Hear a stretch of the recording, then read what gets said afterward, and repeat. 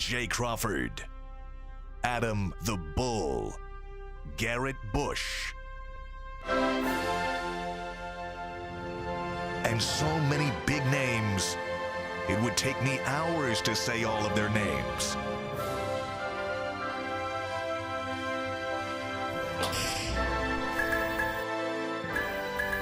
The ultimate Cleveland sports show. Booyah! Hey, here we are! Yay! What's going on here? Tyvus wearing a Lakers shirt. Our fans gonna get mad because Tyvus is wearing a Lakers shirt. Mamba Day. It's Mamba Day. It's Mamba Day. I know, but some fans, you know how some of our fans are. I think everybody respects Kobe Bryant for what he did. there's no question. Like this, I think this is the one pass that you can get. When that turns to number 6 I'm or 23, we have some problems. I got that jersey too.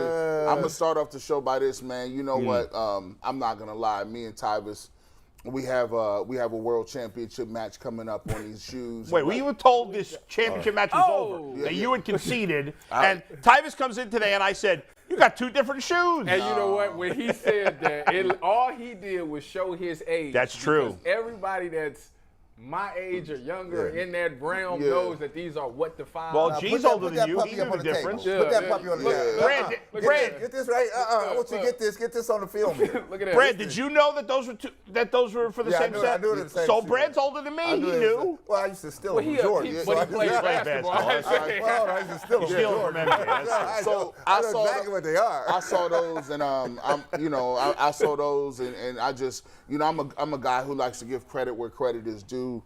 Those he brought those in. Those hurt my feelings a little bit. It hurt my soul a little bit. You know what I'm saying? It's like I'm down 10, 12 at halftime. Well, you have to be honest, because the show, the people that like the show, they like because we keep it 100. Just own up. I had to own it.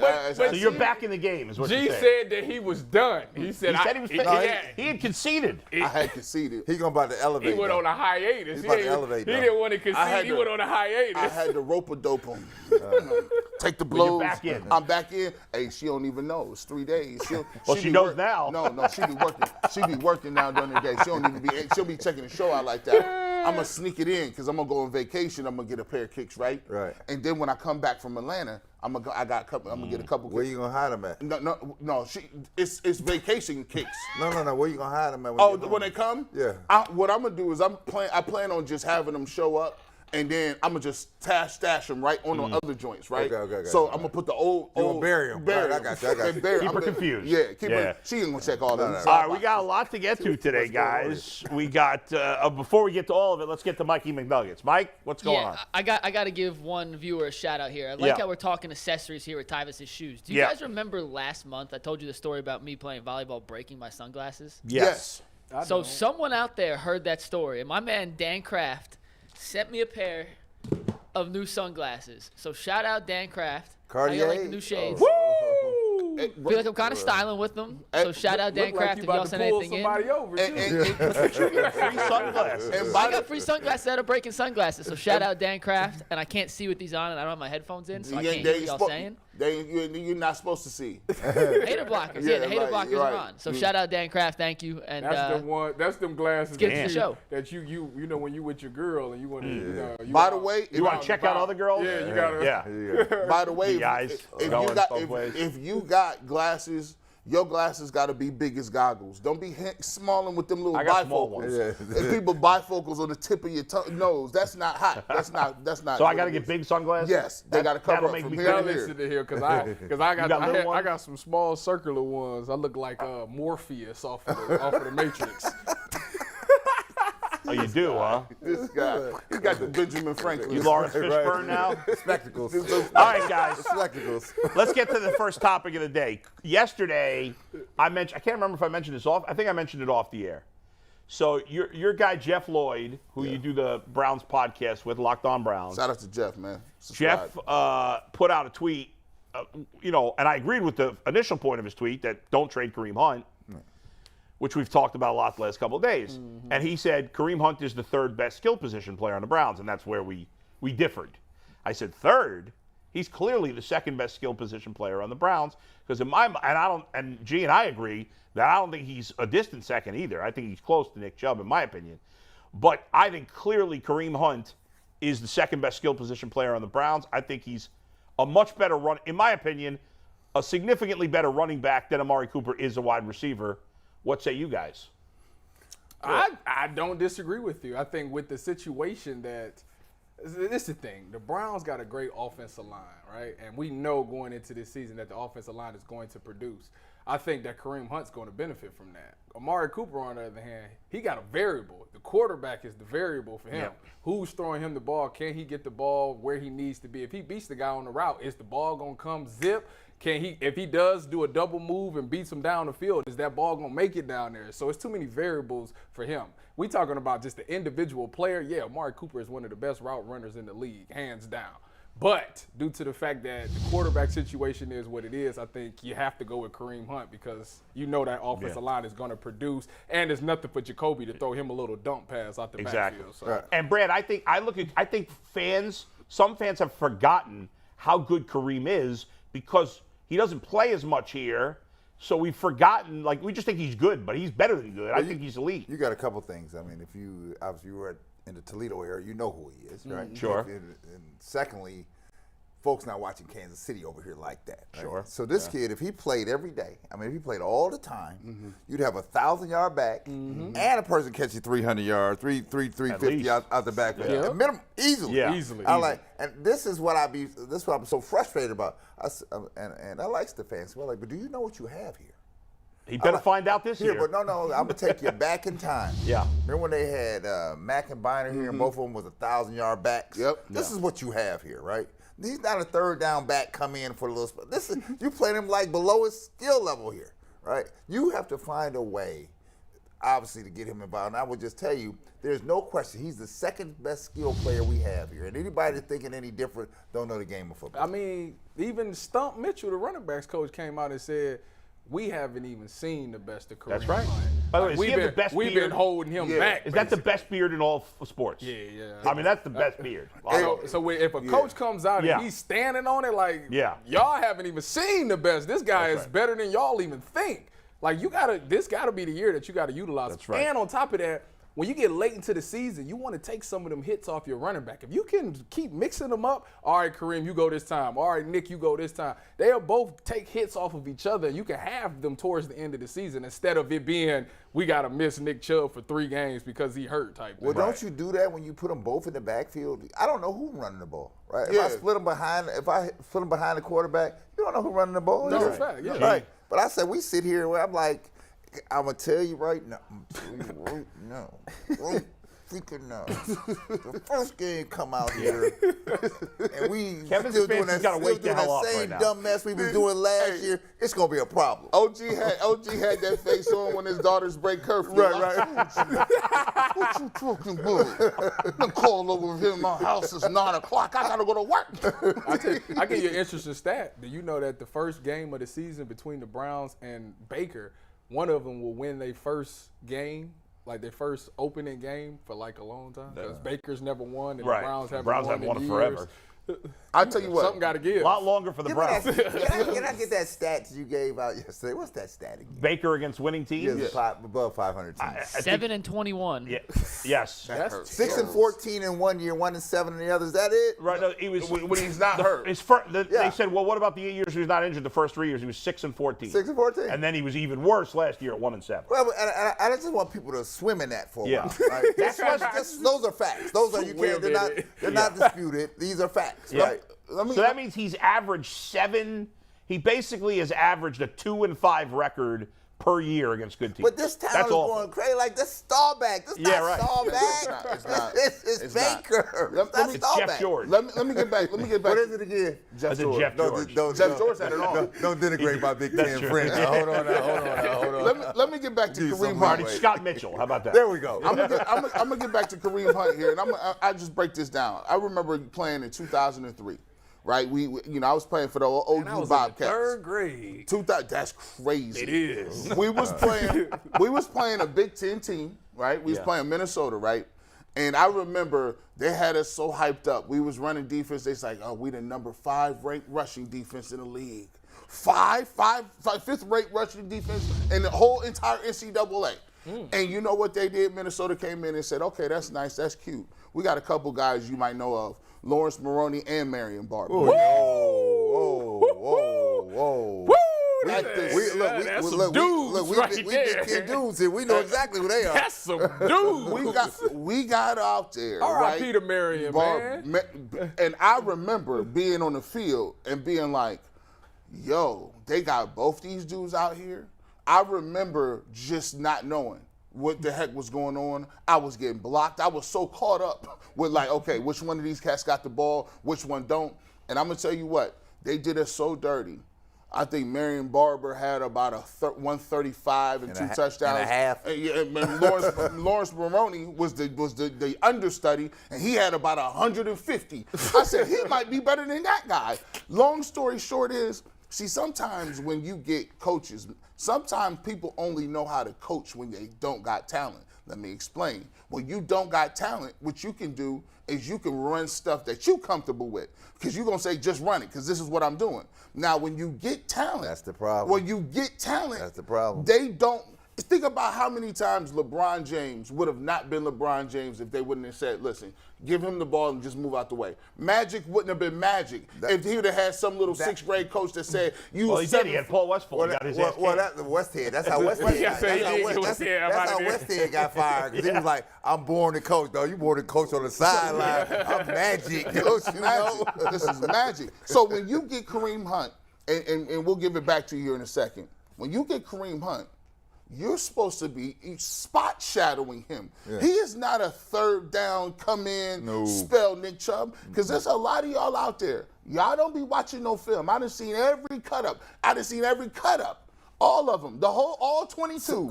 And you think that Nick Chubb is better than Kareem Hunt by a large margin. Let me ask you a question. So if I'm Amari Cooper, I want both of them in the backfield. Damn right. Yeah, because that's going to free me up. Absolutely. It's going to free me up all day long. That's right. Well, here's the thing, guys. Like, you made a great point at the end.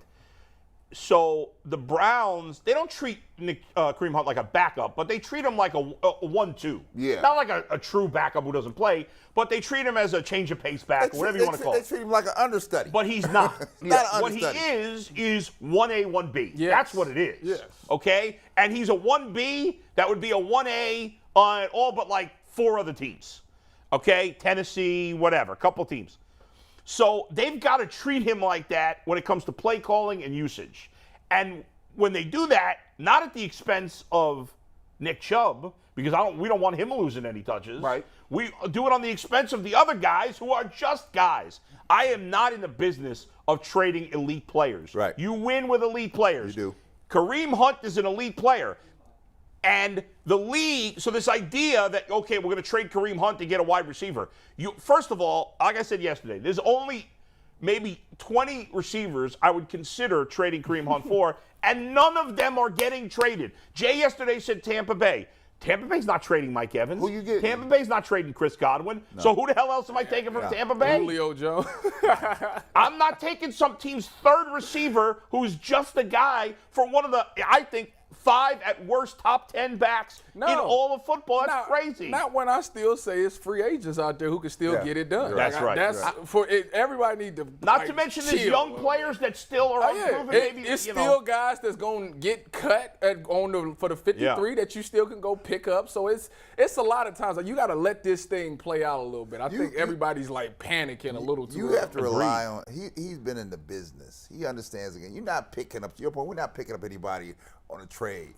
There's no other team out here that I can think of in the NFL that's got 2 number ones. You know, you can go down to Dallas and tell you got Zeke, and then you got the Pollard behind him. They ain't no. Zeke's the number 1. The other dude is the number 2. I don't care, right? Even if Zeke runs less than he was running before, he's still the number 1.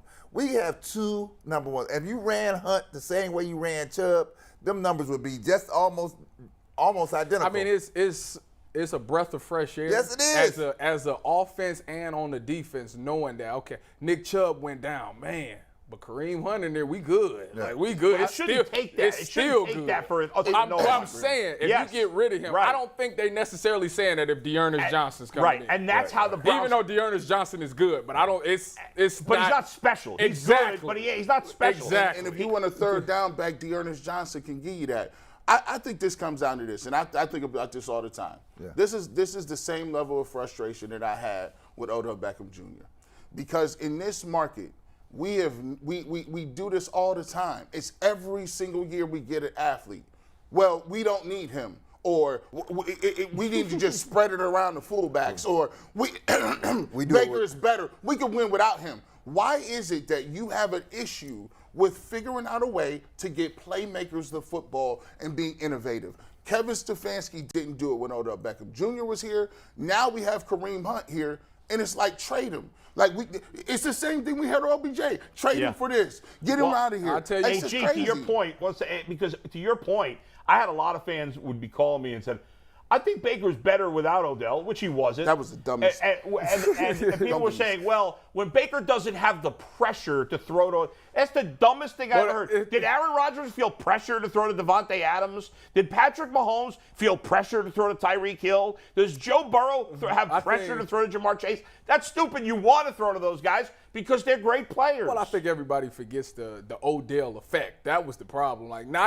If he wasn't getting the ball, it still is the fact that defenses came and defensive coordinator said, this guy right here, we got to stop him because he is a big deal. Yeah. So now everybody else is open. Once he was gone, what they do? Is load the box, and everybody was getting one-on-one coverage, and they wasn't winning their matchups. So Odell was perfect for here. It's just it didn't work out. And secondly, it's got to be a little bit on Stefanski because I continue to tell you, he went to the Rams and they never, ever had a press conference saying, we got to find a way to get Odell. Ever. Never. It just so happened that he was wide open and they got him the ball. And I will tell you, and I'll go back to last year, if you had Jarvis on one side, Odell on the other side. You know what? We're going to talk about this in like 5 years and they ain't going to believe that we had this. Odell, and I split those backs with Hunt and Chubb in the back. You on the defensive side, you can't tell me you know which way I'm going here. Well, that's true. That's crazy. But now it is more imperative than ever to have that great running game because Jacoby Brissett is a marginal quarterback. And you need to, Jacoby Brissett's not looking, and the team's not looking for him to put the game on his back. Yeah. He knows his role. He's a smart guy. He's going to manage the game. He's going to throw. He's going to move the ball down the field. He's not going to take chances throwing deep passes. And he's going to get the ball to his talented players. And his most talented players are Chubb and Hunt. So let me tell you the problem with young coaches. And Stefanski is his third year as the head coach? Yeah. Right? Let me tell you the problem with young coaches. They're born to overcoach, right? They always got to feel like they got to be in the mix. You see the veteran coaches who really have success in the game, they know when to just sit there and shut up, right? And just manage to play here. Right. So you have this game here, right? And we have weapons. And it's okay. You don't have to have your imprint on everything. Sometimes you got to trust your people. Yeah. Like, listen, sometimes I'm not even calling a play. AVP calls great players. I'm coming to you, Hunt. I'm coming to you. I'm going to need 3 yards out of you. I don't care how you get it, but you better get it, right? Yeah. And that it's not like I got to scheme it out for you. Like, here it is. I'm going to need you to come on with this thing. That's what the veteran coaches learn to do. Like, trust your people. When you trust them, you empower them. And when you empower them, they're like, oh, man, it's on me. I got to get it done. Most people are competitors by nature. Right? And I it's kind of like, you in the political realms, and just like you say, when you're at the top, one of the things you do all the time is empower people to bring you smart people around you, right? To bring you certain things. You might not be the greatest finance guy, but you know what? You can surround yourself with somebody that's smart. You business guy, I can surround myself. So what you can do is smart people know what they don't know. Bring them all to the table, right? And say, okay, what's the best way we can utilize this? My problem with Stefanski is he hasn't brought out, he's not bringing in the guys and saying, hey, what you like on this play? Kareem, where do you feel like you can get open at? What formation? This formation for you. And then have other people, Van Pelt, other people come in, give you that information because it's all about innovation. Every single year as a coach, you should come into the league and say, I want something different. I want to add something to my playbook. What if people not seeing? And the McVays do it, the Shanahans do it. Andy Reid is a genius at it because every single year, that's why they start off fast because they are layering their stuff. So you got succession after succession, and now you're like, well, I don't know what playbook they run. They just run plays because they're innovative. I don't see this from the staff. Stefanski has to adjust, and if he doesn't, we're going to be roasting his ass this year. If Kareem Hunt's getting 7 touches a game, we got a major problem. Ridiculous. We got a major problem. Mikey, what do you got? I just want to insert a little bit of information into this conversation. I'm not saying I agree with it. Nobody's taking Cooper. Is anybody on any of the fans taking Cooper? Well, we'll get to what the fans are saying first, but we do have one arbitrary, neutral judge of ratings. Okay. That's Madden. No, but it's not good. I'm not saying it's good. I'm just inserting this into the Madden conversation. has no validity. Amari Cooper is the 10th highest rated receiver. Which is a farce. We talked about already because Jamar Chase is not in the top 10. Let's go to the next one. It's absurd. Anthony, with running back rankings, Amari Cooper's not. Kareem Hunt's not in the top 10 highest rated Madden running backs, but he is right in that next tier. Let's take the VO here, Steve. Yeah. He's number 13, just behind Josh Jacobs and Leonard Fournette, which I agree is absurd, but that was just the one neutral, arbitrary ranking we could find. Just wanted to insert that's that not evidence neutral. into the That's not conversation. arbitrary. Well, I am refusing to talk about Madden rankings. Well, there's no person on the planet that could possibly think that Josh Jacobs is better than Kareem Hunt. That's the dumbest thing I've ever heard in my life. Barkley. Or Saquon Barkley at this point. Maybe when he was a rookie, he was in the conversation. And anybody that thinks Amari Cooper is better than Jamar Chase is a freaking fool. They're not even close. It's miles apart. So that's ridiculous as well. Well, I don't think when we talk, like I say, for this season, the Browns' second best skill position player is Kareem Hunt because of the situation that they're in. If Deshaun Watson was healthy, I might have a different opinion. I like that. Yeah. Because to be honest with you, Amari Cooper is that deal. For sure. Oh, he tough, like he is tough for any corner to check. Wait a second, but you're basing that on, but we're not. You can't. To me, the guy who's better is not necessarily based on production because you're in different circumstances. It's about who's the better player at their position. Now you could Amari Cooper got a stat where it's like only him. He's out of 7 receivers to have. What's it's the a silly stat? stat. It's a terrible stat. Something like he's because like, it's based, the only 7 with like 1,000 on age. or something. We don't know how many years the guy's played. That's a stupid stat. I'm just saying. Amari Cooper is consistently inconsistent. No, he's inconsistent. That I will agree with. If he out there and he wants to play, what they say? Every player in the Super Bowl era to record at least 5 touchdowns, receptions in each of their first. That wasn't the list you were looking for. You were looking for the one that said before the age of 28, these 7 guys. Something like that. That's it. That one. But what I don't like about this stat is, do I know that they played the same amount of years? Like, did Amari Cooper come? I might have. But, like, some guys might come out a little earlier. He came out at like 22 or something. Be clear. Amari Cooper's a skilled receiver. That's what I'm about to say. Amari Cooper's a good. I don't think he's good, but he's not a superstar. He can be when he wants. But he's never been. The problem is, it's been games where he just out there. It's like I'm just chilling. But if he on his stuff, can't nobody check that man. That man is serious on the routes. Did you see the clip from practice? They was double teaming him and he got open. I don't care if Deion Sanders was checking. He was getting open on that route. You talk about production. He has had 0 Hall of Fame caliber seasons. 0. Which is why he keeps getting bounced and around. Kareem Hunt, in his only year as the true starter, had a Hall of Fame season. Well, in Dallas, it's skewed a little bit. They was running the ball with Zeke a lot. But they got a great quarterback. Do they? Oh, very good quarterback. Very good. A little strong. Great. Dak Prescott is underrated.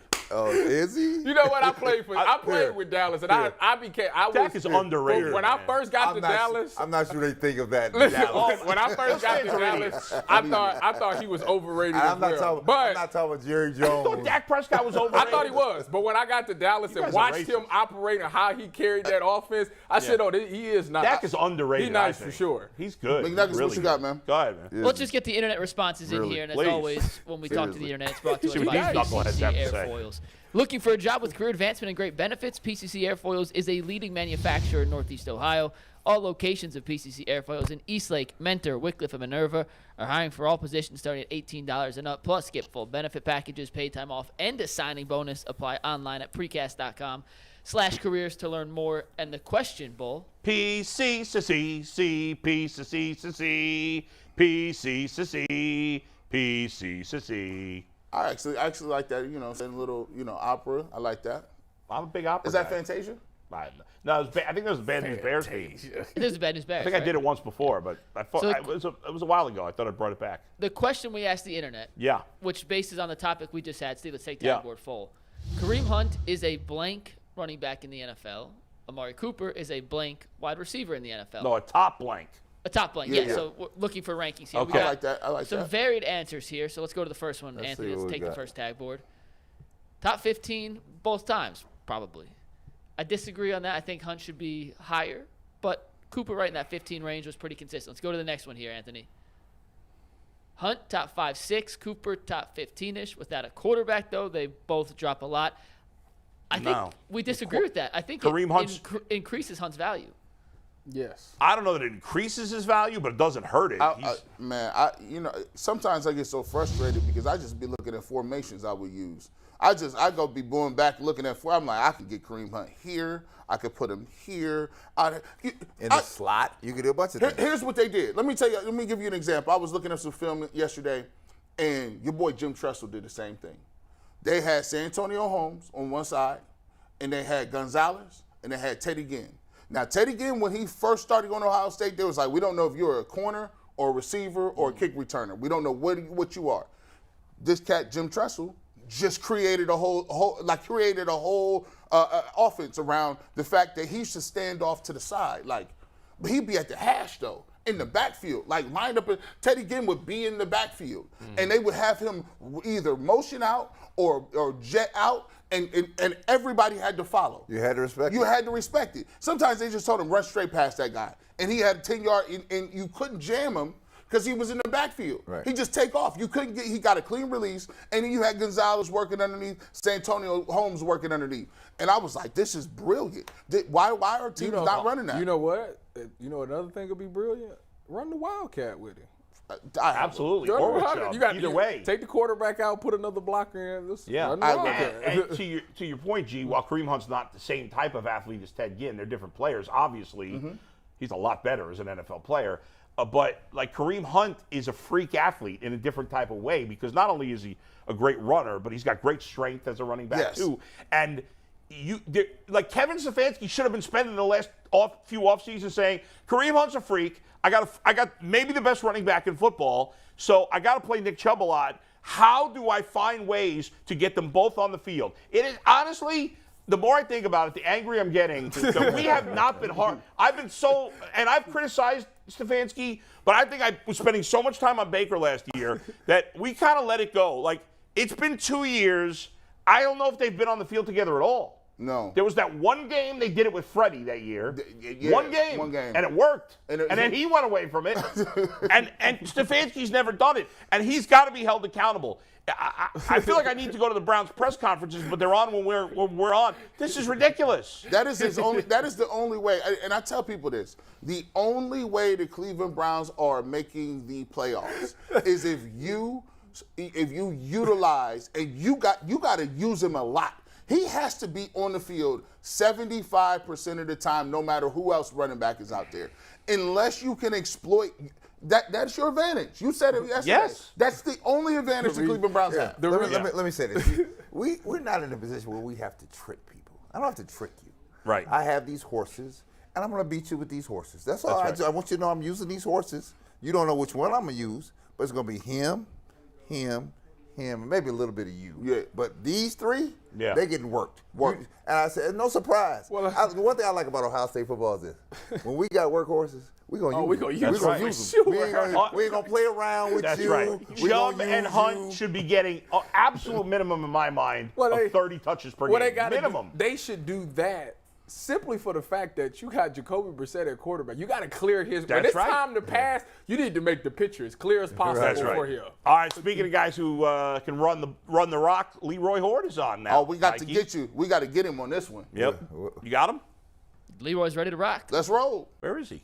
I don't see him. There he goes. What's up, guys? What's that? Hey, Leroy. Let me ask you about that trade that you told us about 2 weeks ago. What trade? You said Kareem Hunt for who? Oh, y'all got a room full of running backs. Cleveland got a room full of running backs. Yeah. And Miami got a room full of wide receivers. Miami could use a running back. You don't like any of the guys? They brought in like 14 guys this offseason, Leroy. I know none of them are great, but they're like 3 solid guys, right? Mostert, right? Chase Edmonds, Mostert, and Sony Michel, right? Yeah, but guess what? That's all great in September, October, maybe even going up to Thanksgiving. But when that temperature turns, you need a workhorse. Mm-hmm. You need a guy who's going to, when it get to New Year, there's going to be a time, there's going to be 4 minutes left to go in the game. Everybody in the stadium know what you're trying to do. And you need to have that workhorse in the back that can do it. So who you giving us? And what wide receiver are you giving us? Listen to this disrespect. Pick one. Except not Jalen Waddle and Tyreek Hill. Well, we got nothing. I don't want the rest of you. I don't want Devontae Parker. He don't play for them no He'll more. play for them. Devontae Parker. Nah, he won't. Your choices is Cedric Wilson. Y'all about to get rid of Gesicki. I just seen that. I don't want Mike No, Gesicki. they're not. No, That's they're what not. they're talking They're about. not. How they going? Why would they get rid of him? They just franchise him. It's guaranteed money. Yeah. Where's Devontae Parker? I forgot he was He gone with the from Miami. Patriots. He's in the Patriots. Oh yeah, with the Patriots. I forgot about that. So who are the rest of your I receivers? heard what you guys. Leroy, I'm not I heard giving. what you I'm guys not were giving said talking up. about. Preston Williams. Leroy, or something I'm like not giving that. up Preston Kareem Hunt. Williams. Well, but again, I'm not saying I would get rid of him because he's not good. See, don't misunderstand what I'm saying No, I about know. Kareem Hunt. No, we But know. what I'm saying is this: if you have a workhorse and you have guys that can spell him, then you have a talent on your team that you can't get the most out of just because of the numbers. So in those cases, you use that talent to bring in other talent. Right, but That's just the nature of it. Yeah, but the problem is, in this NFL, like most teams value wide receivers more than running backs. For the Browns, running backs Correct. to me are more important right now with Brissett. And to me, Kareem, I almost did it. Kareem Hunt is an elite running back. He's a top 10 guy, maybe top 5. And I can't get an elite wide receiver for him. I'm not trading him for the third or fourth receiver. Even though I need a receiver, I'm not trading Kareem Hunt to get the guy. I'm just using Kareem more. Okay, I Yeah. got you. You know what you guys sound like? What? Y'all don't remember this old school. Come on. It sounds like Roger Craig and was it Tom Rathman? Yeah. Tom Rath. Yeah. Because with those two guys in the backfield, either guy could carry the ball. You could go either direction. Let's go. And that's kind of sounds like what you want to do with Absolutely. Kareem Hunt and Nick Chubb. Absolutely. However, I bring you one closer. What about your boys, Mack and Bynum. Mack and Bynum? Right. But here's the problem with that. You have to understand where football is now.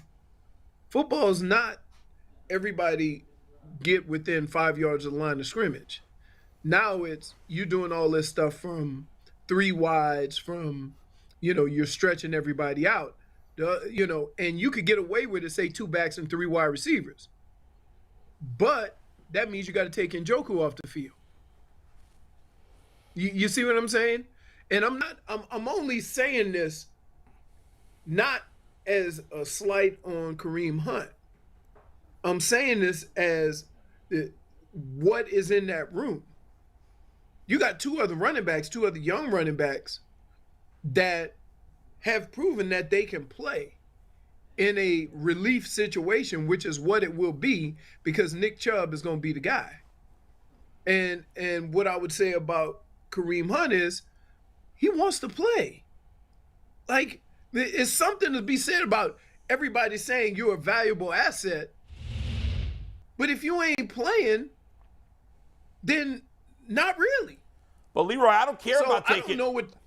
I'm sorry to cut you off, but I don't care about taking Njoku off the field. I don't care about taking any of the other receivers off the field. Kareem Hunt's my second best player. I know G was talking about lining him up as a tight end, lining him up in the slot to catch passes. Whatever you got to do. Stop that, please. No line up as tight end. Well, I'm not saying line him up as a tight end that he's going to block. But what I am going to do is I'm going to have him H back. I'm going to have him come in motion. I'm going to have him spread out. I'm going to isolate him on a linebacker. They're doing that with You're right. Felton. Yeah, but again, you have guys. You have guys that do that. Here's the thing that's hurting Kareem Hunt. He is a very similar runner to Nick Chubb. They're very similar in the way that they run. And so he's not even a change of pace. And again, it's not a knock on Kareem Hunt. It's just what the numbers are and what what you need to do.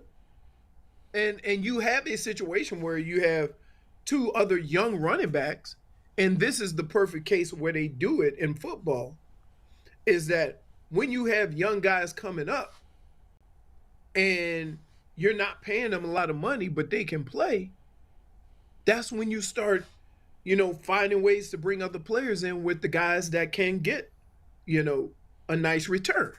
All right, so we're going to trade you for Jalen Waddle. Trade you for Jalen Waddle. No. Hey, two stinks anyway, bro. He don't want to give up. No, keep your receivers. Keep your receivers. Hey, can I get Christian Wilkins?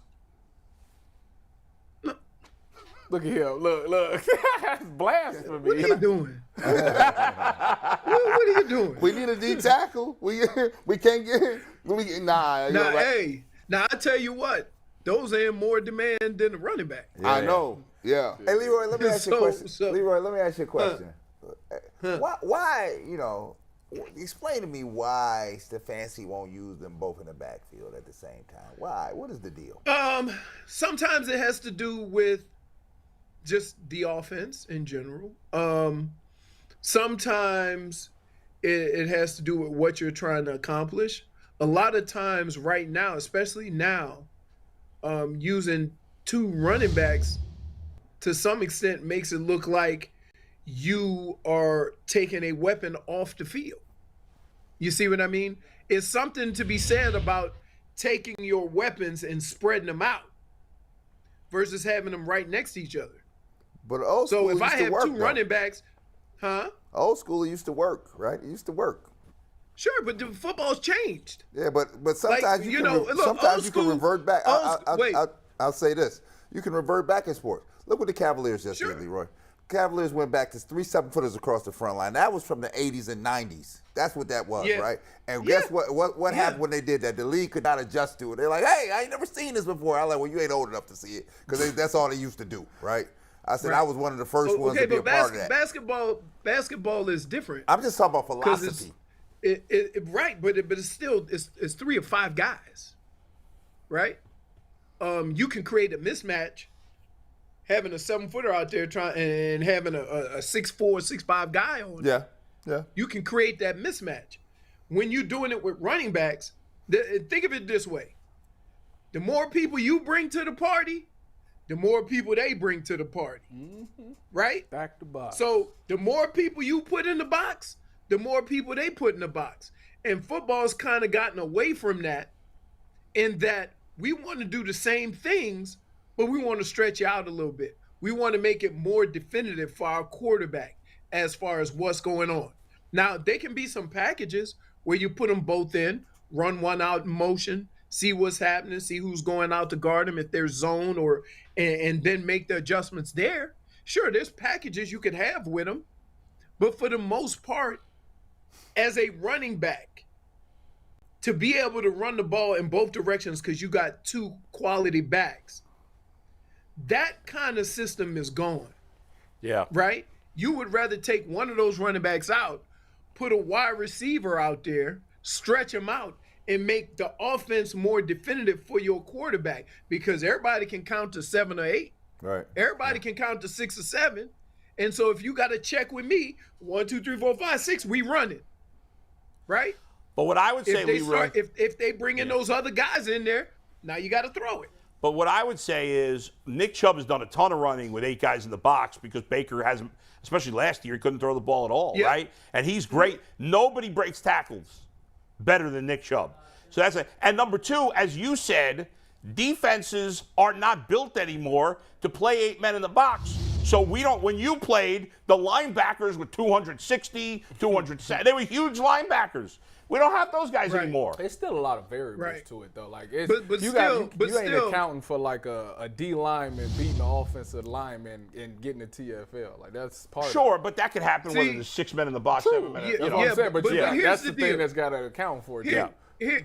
here's the deal. You want to try to make the numbers advantageous to you.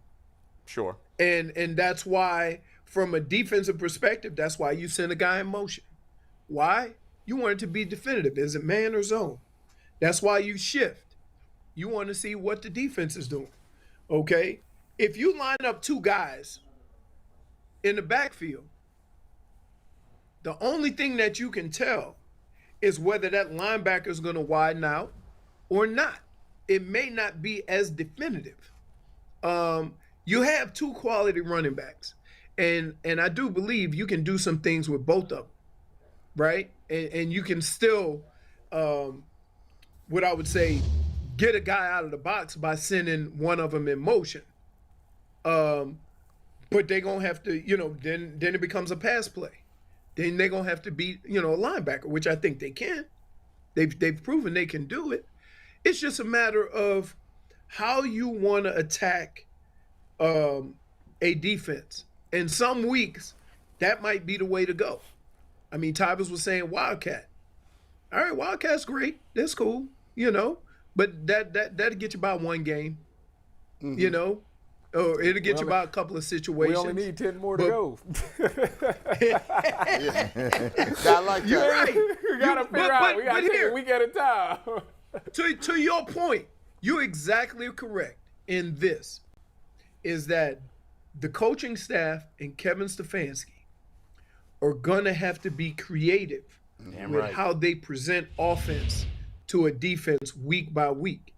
At the same time, not making it too confusing for the offense. And that's tough going from week to week. You don't want to have too much of a different offense going from week to week because you can't perfect anything. So it is a challenge for them to have two running backs that are that good. But that's a good thing. Like, I'd rather always go into a game saying, man, I got too much talent. I don't know what I'm going to do. Right. Versus saying, we have no talent. How we going to beat this team? Right. Let me ask you about this. And I brought this up to a larger group. I've noticed a pattern. I'll give you 5 names here. Eric Metcalf. I can go with even earlier, Terrell Pryor. Josh Cribbs. Odell Beckham Jr. Kareem Hunt. Can you let me know why it seems it is so difficult traditionally for the Cleveland Browns organization to get your playmaker involved?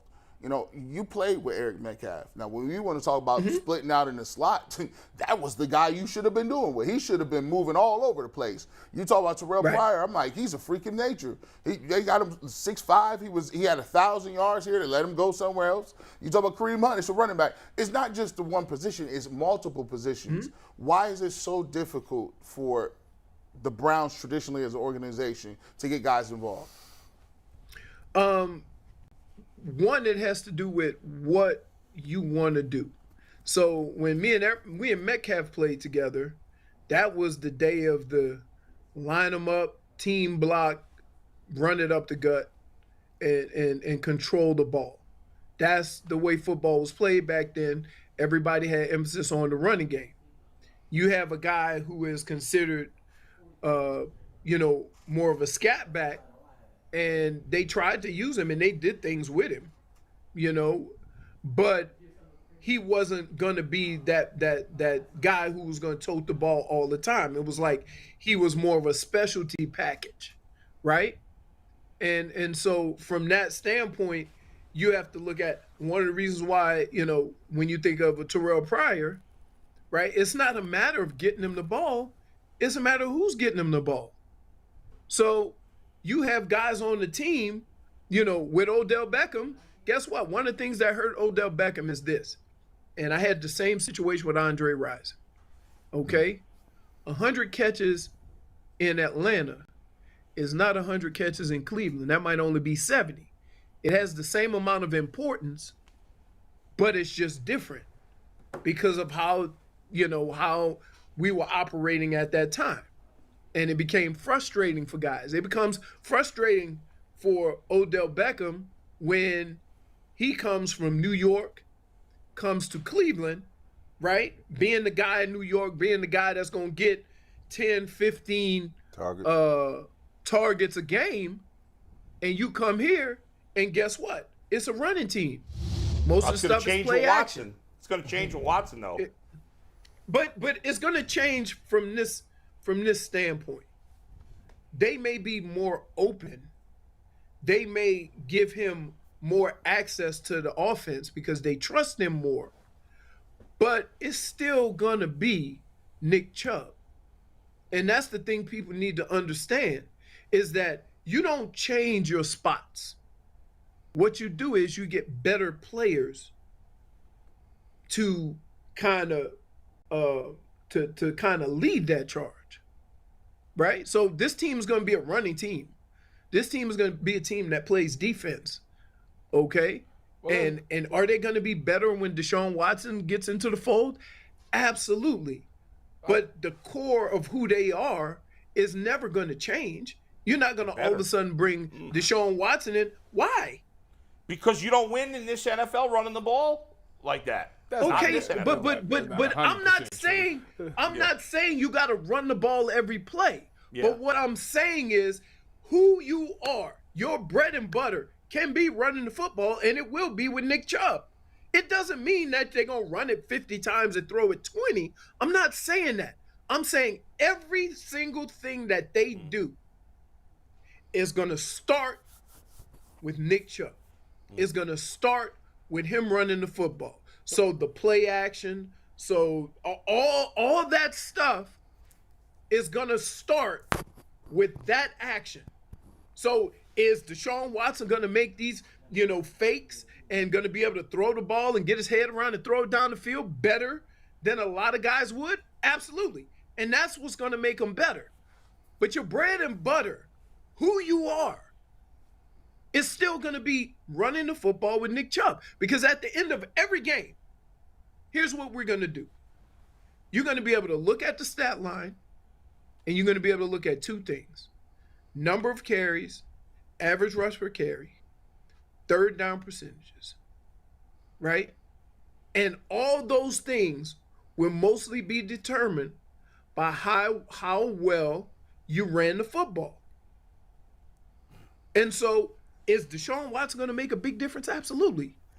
I'm not saying that he's not. Leroy, but you got to start somewhere. Leroy, let me ask you a question. You've been down there with Brissett. It's a lot of hate on Jacoby Brissett going on up here in Cleveland. A lot of hating on him. I like, this dude ain't even played yet. Why y'all hating on him like this? Yeah. Right? So tell the people what they can expect out of Jacoby Brissett. Because they playing him. I mean, if I listen to the local people hating him. Yeah, they are hating on him. I'm listening to the radio all day. I like they won't. It's not a lot of belief. He's not a great player. But he ain't even hit the field. He's a professional. He ain't even hit the field yet. Yeah. Now let him hit the field first, and then you can take your dance. I mean, we off the rips killing him. I'm like, stop playing with me. Yeah, yeah. Or here's what you can expect. He's not gonna make a lot of mistakes. He doesn't turn the ball over. He's careful with the football. That can come across in a number of ways, right? Sometimes quarterbacks that are careful with the football throw a lot of checkdowns and short routes. Mm-hmm. And so you're going to see that, and you're going to be like, oh, he's not throwing any picks, but he's not taking any chances. The other thing is that, look, he knows how to command an offense, right? But here's what has plagued him in the last two spots he's been in, right? Is that when he gets into a situation where he has to make a play.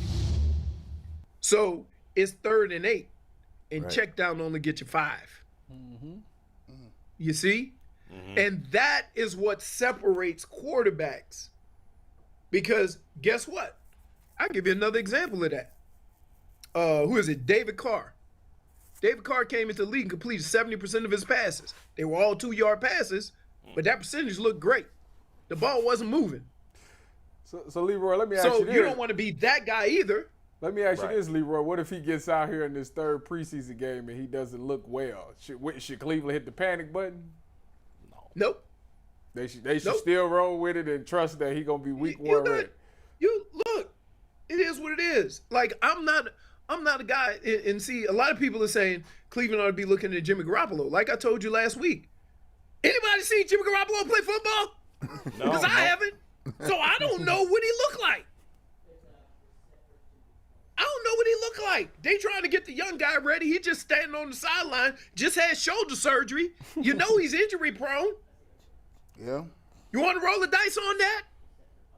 At 20 million? I don't. Not at 20 million. No, but I tell you what. This is one of those situations where, hey, San Francisco is sending some millions just to dump him. I call it the old Osweiler trade, where they send a first rounder. They send a first rounder and a player just to take the contract. That's crazy. That's you crazy. gave up a draft pick just to get rid of a guy. That's crazy. That was a smart move by the Browns. It was a very. And look, let's be clear. It's not that I don't think Jimmy G is good. The dude, he's done nothing but good things for San Francisco when healthy. But if the team you play for move on, don't you raise an eyebrow? Like, Yeah, that's what I said, Leroy. oh, I think we should bring back Todd Philcox. What do you say, Leroy? Little Todd Philcox action? hey, I remember my rookie year, right? Yeah. Bud Carson was the coach. And you know, I was kind of like, I wasn't in my element yet. I just wanted to play football. It was chaos. We won our first game and ended up 3-13. So, and I lost more games my rookie year than I lost in high school and college put together. I understand. So it was culture shock. But I remember one game, BK, I mean, bless his heart, man, he got destroyed my rookie year. He had more sacks. I'd never seen a guy, and you know, he's not fleet of foot. He just standing there, just getting toe up. That's an understatement. Getting toe up. Yeah. So we felt so bad for BK. But the fans, you know, the fans at times don't have no soul. So they start yelling. They start yelling Pagel. Pagel. Pagel. Pagel. And so It's a fickle business, Leroy. Bud Carson put Mike Pagel in the game.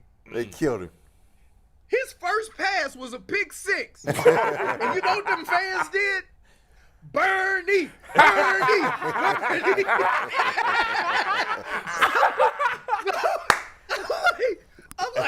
I'm like, wow, the city of Cleveland is rough. You know? So everybody, and I say this for this reason. Everybody thinks that the solution is Jimmy G. But if you ask them why, they're going to say, oh, he did good things with San Francisco. And my question to them is, then why is San Francisco getting rid of him? Yeah, that's what I said. You know how hard it is to find a quarterback? It's because he makes a spaghetti commercial. That's why. I ain't even look. He look good on the show screen. Me some video No, of it's him 'cause he- throwing pat and go. It's because Throwing he's an limited. out That's route, all. something. He ain't throwing nothing. Hey, Leroy. I ain't seen Jimmy G throw a pass. And you want to trade for him? I'll pass. I take my chance with Brissett. They did trade for Baker, and he wasn't throwing passes either. Speaking of Baker, the Browns played the Panthers Yeah, first game. that's gonna be fun. It's gonna be crazy. Yeah. Yeah, I like that, Leroy. Now, is there any chance now if the Browns happen to lose that game? Oh, You've been in the locker room. Don't put this in the Do atmosphere. you believe? Do you? What would people say in the locker room if you was on the team, and what would you hear if they do lose to the Panthers? Nothing, because if they lose to the Panthers, it won't be because of quarterback play. It won't be. It would be because the defense didn't get after the quarterback, and the offensive line didn't block, and the Browns didn't run the football. So it ain't gonna be a whole bunch of let's go into this game commenting on what happened. You gonna know it. I'm telling you right now, if the Browns don't win the game, it's because Baker Mayfield's jersey was clean, and the offensive line didn't create any holes or protect the quarterback. That's it. That's it. There ain't no other conversations to be had.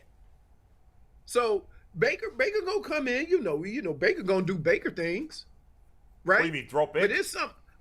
I tell you what, it's something about being on the same team with that dude and having to go against that dude. You see, when you played with the Browns, you could dap Myles Garrett up. Now he looking at you a little different. He looking at you like a snack. Yeah. You ain't used to that look. You ain't looked. Hey, I thought we was boys.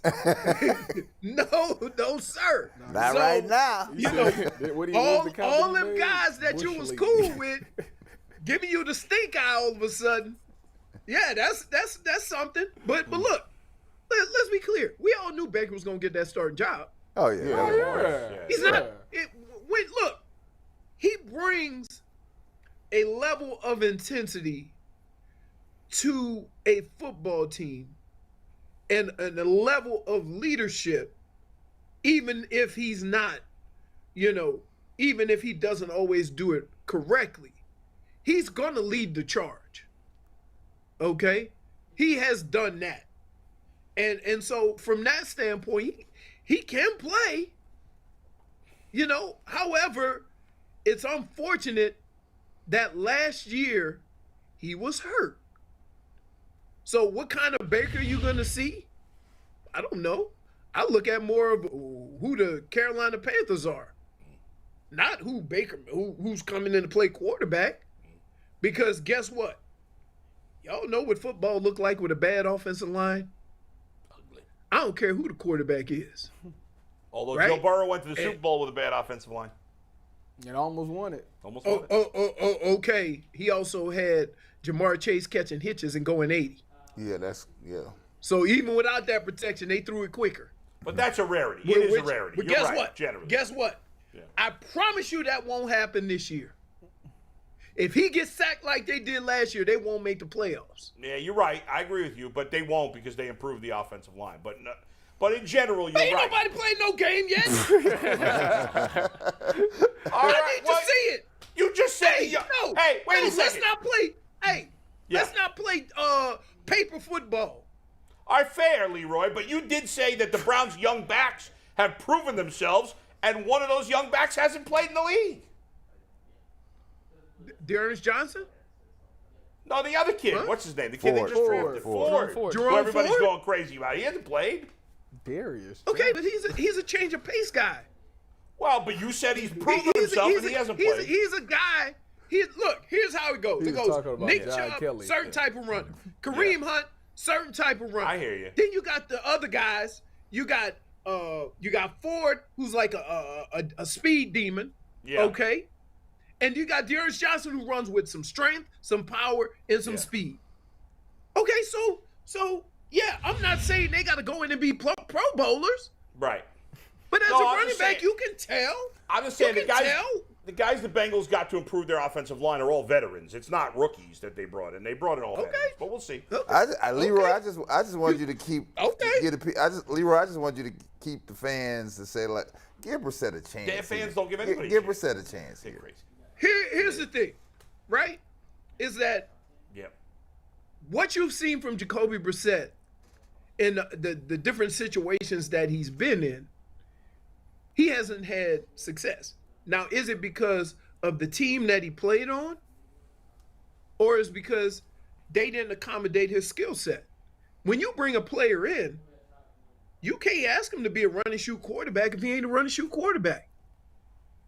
Just because a guy's a backup don't mean he could do the things that your starter does. And so I think in this offense, regardless of who's playing quarterback, it's going to be very similar because it's going to start with the run game, right? Now, the only thing I want to see out of this team, right, who's going to be the guy to stretch the field? Because the one way you can help your quarterback is to put pressure on all the different levels of the field. One of the problems that people have and teams have when you don't have that deep threat is those safeties start creeping in. Mm-hmm. And now you have a quarterback who's not elite. You're forcing him to make more pinpoint throws because there's no room. Sometimes an average quarterback can look great because you got so much room to throw the football. I think Amari Cooper is going to help with that because he is an excellent route runner.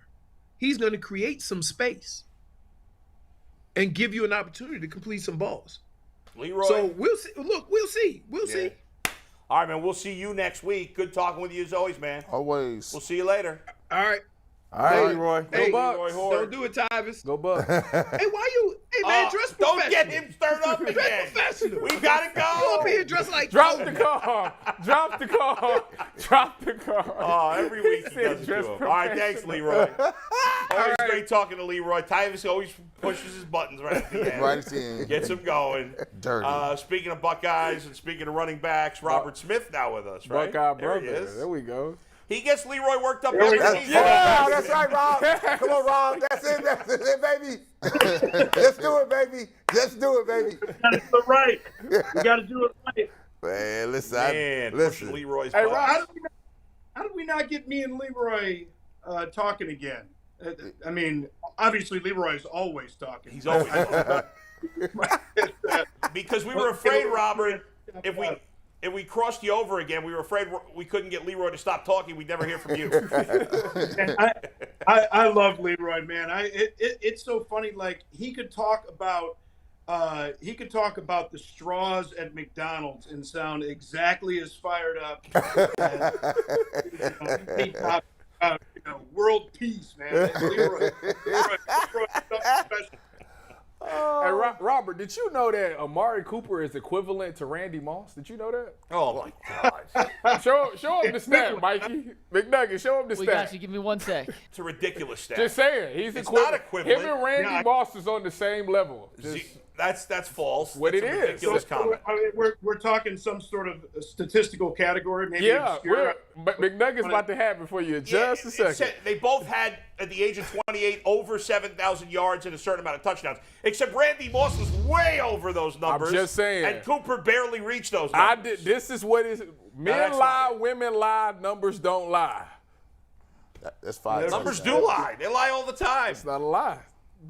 Okay. So I guess Marquise Colston is as good as Randy Moss. Now let me. According to this stat. Well, I want to forget the stats. I want to hear from his mouth. What are some of the plays or some of the things you've been around? Great receivers. You've seen Chris Carter. You've seen the Joey Galloways of the world. Obviously, Randy Moss. Randy Moss is the first predetermined guy you just throw the ball to and just get. What's some of this? When did you see from Randy Moss? What's the craziest thing you ever saw that was just like, oh man, this dude is on some. I've never seen this before. Yeah. Well.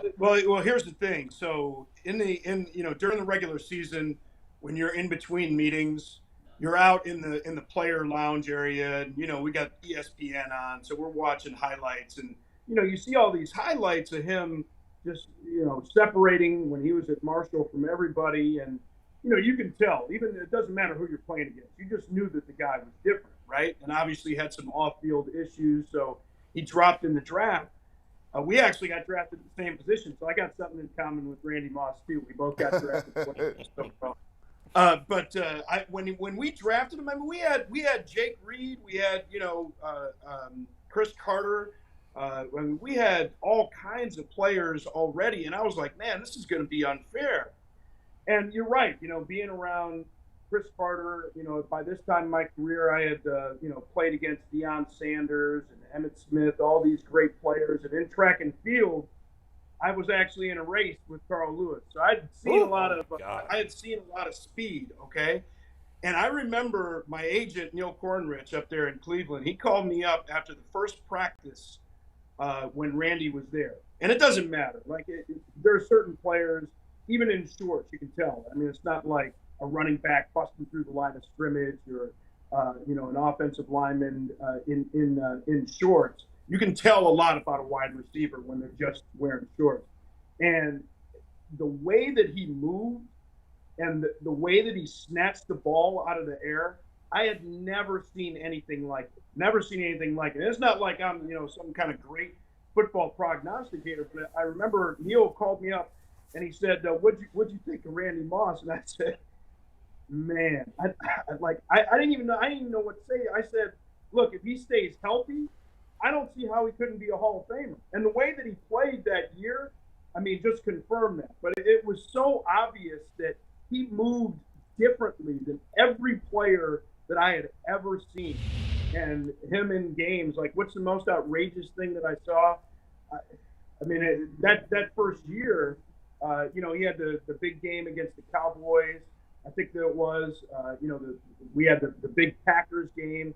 Yeah, but day in and day out at practice, you saw the same thing. So it wasn't just in a game situation. You could just see it from Randy right away. He's just a different kind of cat, man. You know, it was a shame, Robert. I'm not saying he's Randy. Obviously, he's not Randy Moss. Nobody's Randy Moss.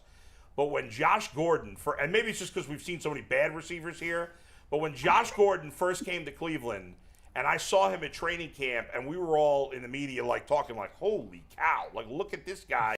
He is a complete freak. And you think about it, I think it was his second year in the league. He had 1,700 yards. He played 14 games, crazy. And his what was that? It's crazy. It's just ridiculous. In 14 games, and his quarterbacks were like Brandon Whedon and Brian Hoyer.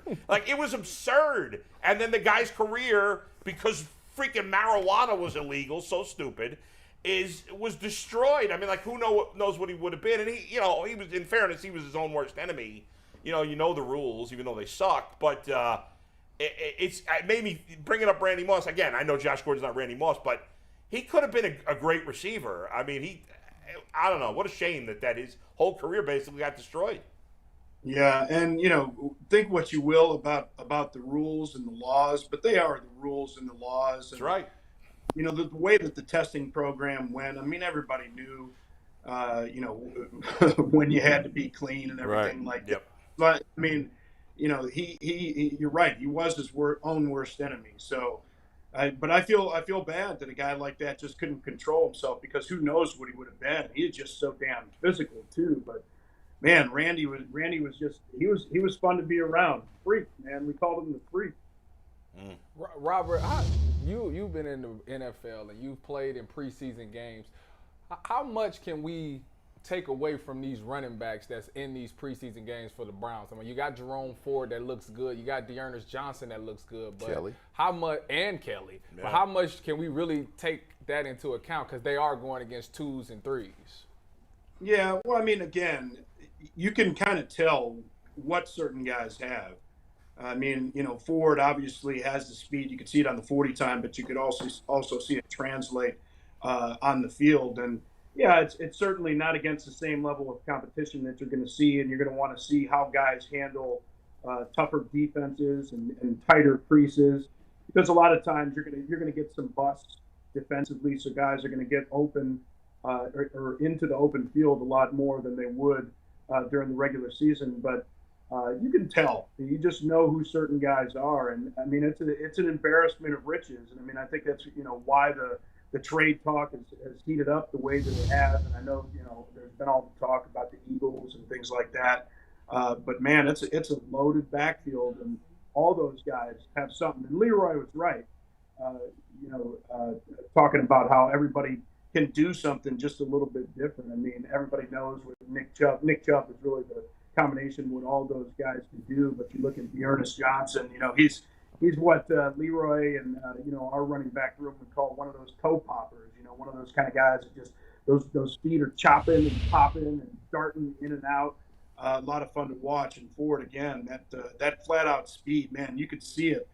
And he's one of those guys that he can change a game with that type of breakaway speed. Our former offensive coordinator Brian Billick, Super Bowl champion with the Ravens, used to always talk about two statistics. It was turnovers and explosive plays. And when you can get explosive plays out of the running game, it just changes the entire dynamic of your offense and the outcome of a lot of games. Because let's be honest, I mean, it's tough to always drive consistently down the field without a mistake, keep getting first downs, 12, 13 play drives. When you get some of those pops, it makes a big difference. And he's one of those guys that can definitely get that pop. Hey, Rob, so let's talk about this. You know this city well. And it's always about the flavor of the day around here, right? So the flavor of the day is, the town is going berserk over this Jacoby Brissett thing. They going nuts over here, right? These are professional players here. Why is everybody in a panic? You've been in this business, right? We know Brissett is not Favre. We know he's not Mahomes. We know this. It's okay. But I have weapons here. are you in a position from a person that's been in the league? Do you panic? Because in basketball, we wouldn't panic. We would just not panic. We would just say, here, I need you to manage the game for me here. I use my other weapons. So tell me what your take on that is. So you're saying that people are panicking about Oh my God! I had to turn the radio off, man. It was just stupid. Well, and maybe some of that was because of how Josh Dobbs looked too. I mean, again, against lesser competition, but man, he looked really sharp. But I trust Kevin Stefanski and his staff. I mean, people always say, for the question, should a guy play in a preseason game? Well, the coaches have the time to evaluate these players day in and day out. They get those 1-versus-1 reps, and they see how a player performs in those reps. And they knew what they were doing when they allowed Case Keenum to go and they brought in Jacoby Brissett. They had that faith that they could use him in a way that's going to be effective enough while Deshaun Watson is suspended. They knew that he was going to be suspended for some time, and obviously that's what we've got right now. So I certainly wouldn't panic because I believe that the coaches know a lot more than us that are outside of the locker rooms, outside of those film sessions, and outside of those practices. Well, and Josh Dobbs has played outstanding in these two games, right? Yeah, right. So I'm not worried at all. And I think Tyvus and I were talking here. They got this last preseason game this weekend now. For Jacoby's sake, I'm gonna need you to rest up here because I want this thing to go well for you on Saturday. I really do want it to go well because if it doesn't go well on Saturday, it's gonna be upheaval on Monday. I can guarantee you that. Well, it's somewhat similar to the situation. Actually, it's been 3 years now. Since Andrew Luck surprised the world with retiring. But Frank Reich made the decision not to have Jacoby Brissett play in that last preseason game because it was similar.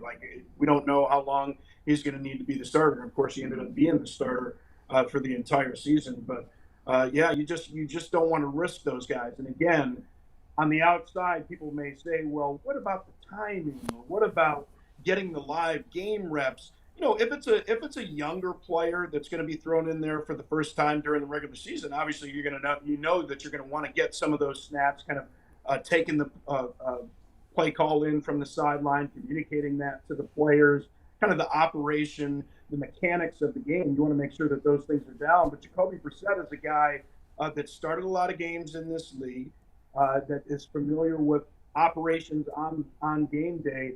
That's not the concern. The concern is September 11th against Carolina. Robert, one of the things that we talk about with Baker Mayfield all the time is we say we separate his injury and then we talk about his skill set, right? Some people are putting it together, and they always said last year, well, he was hurt. Could you just let the people know that everybody is hurt? Like, you ain't never 100% healthy after you take your first snap, period. Like, you might be 12 years old in Pop Warner, and you take your first snap, you are not healthy. Kind of relate to that and how injuries are just a part of what it is when you're playing football. Yeah, you're absolutely right. I mean, you have players playing hurt all the time. Now, injuries are something different, right? So you're playing hurt all the time. That's just kind of the way that it goes. Now, maybe quarterbacks not so much because you're not taking those hits during training camp, but and quarterbacks, a lot. You talk to a lot of quarterbacks, and they want to get into the preseason game for that very reason. They'll just want to get some of those hits. But you're right. Once the season starts, everybody's going to be playing with something. That's just the nature of the game. Now, I'll always say, I never know what's in a guy's head and to what degree that player may be injured and to what degree that injury may affect the way that player played.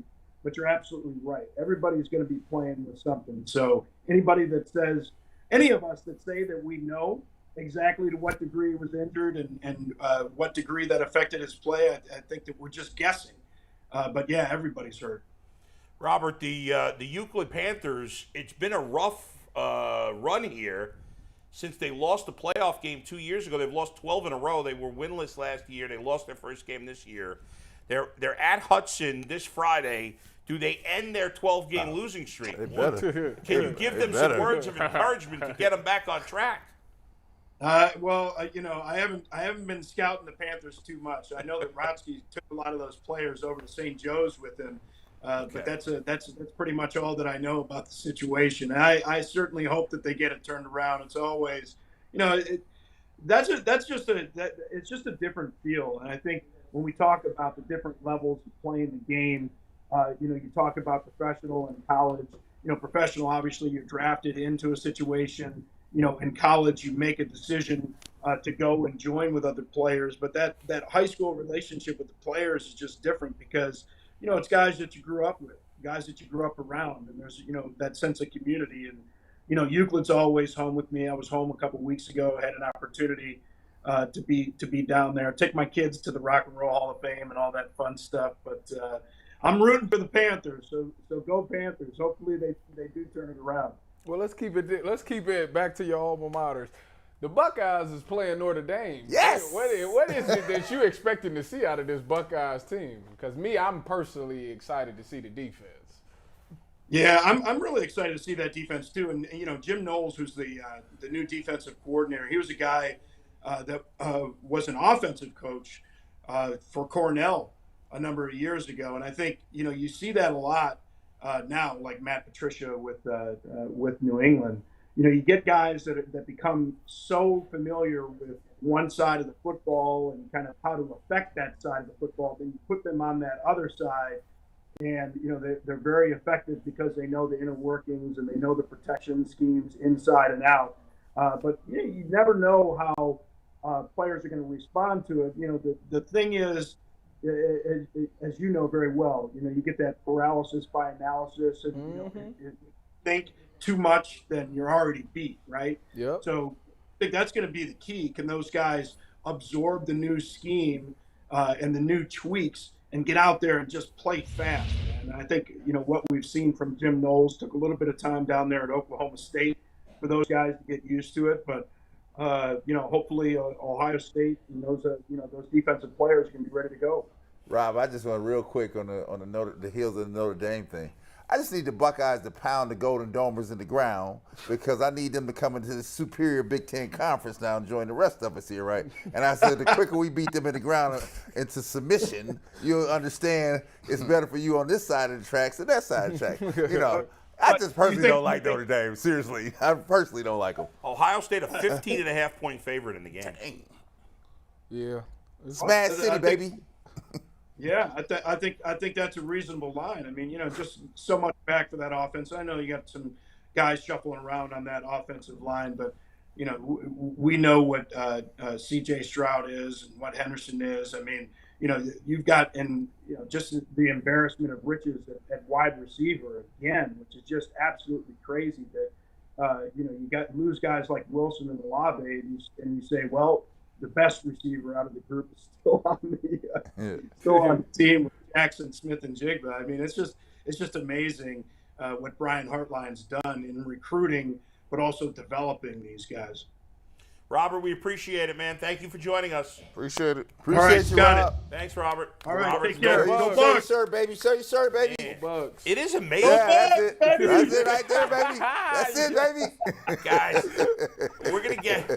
we're gonna get to the Jacoby Brissett game in just a second, but it is amazing. Like, Notre Dame's the number 5 team in the country, and yet the Buckeyes are favored by 15.5. They got a lot of injuries going on. They lost they starting wide receiver. Yeah. One of their offensive linemen went down, and they are very limited on running Is that what backs. you blaming on, or we just superior? No, we superior on offense. All right. For sure. That's a fact. Thought you was making The Ohio State defense has been a disappointment in recent years. But They they gotta got get kicking Notre some ass Dame. again. All they got to do is stop Notre Dame's tight end, and who they consider Baby Gronk. If they stop him, it's a tight end. So, It's a tight. Come on, bro. You can't be spot shotting. Your playmaker can't be a tight end, bro. And guys, before the big game, And then we can ignore college football the 2 weeks after that because they're playing Arkansas State and Toledo. So But before the big game, we are having a full Ohio State Notre Dame preview show next Friday, which includes special guests Robert Smith, Maurice Clarett, Tyvis Powell, Hey. the voice of the Can he be a Buckeyes. special guest when he's a host on the show? Well, he's not I'm on not that hosting day. that day. He's not on that Okay, day. special guest then. But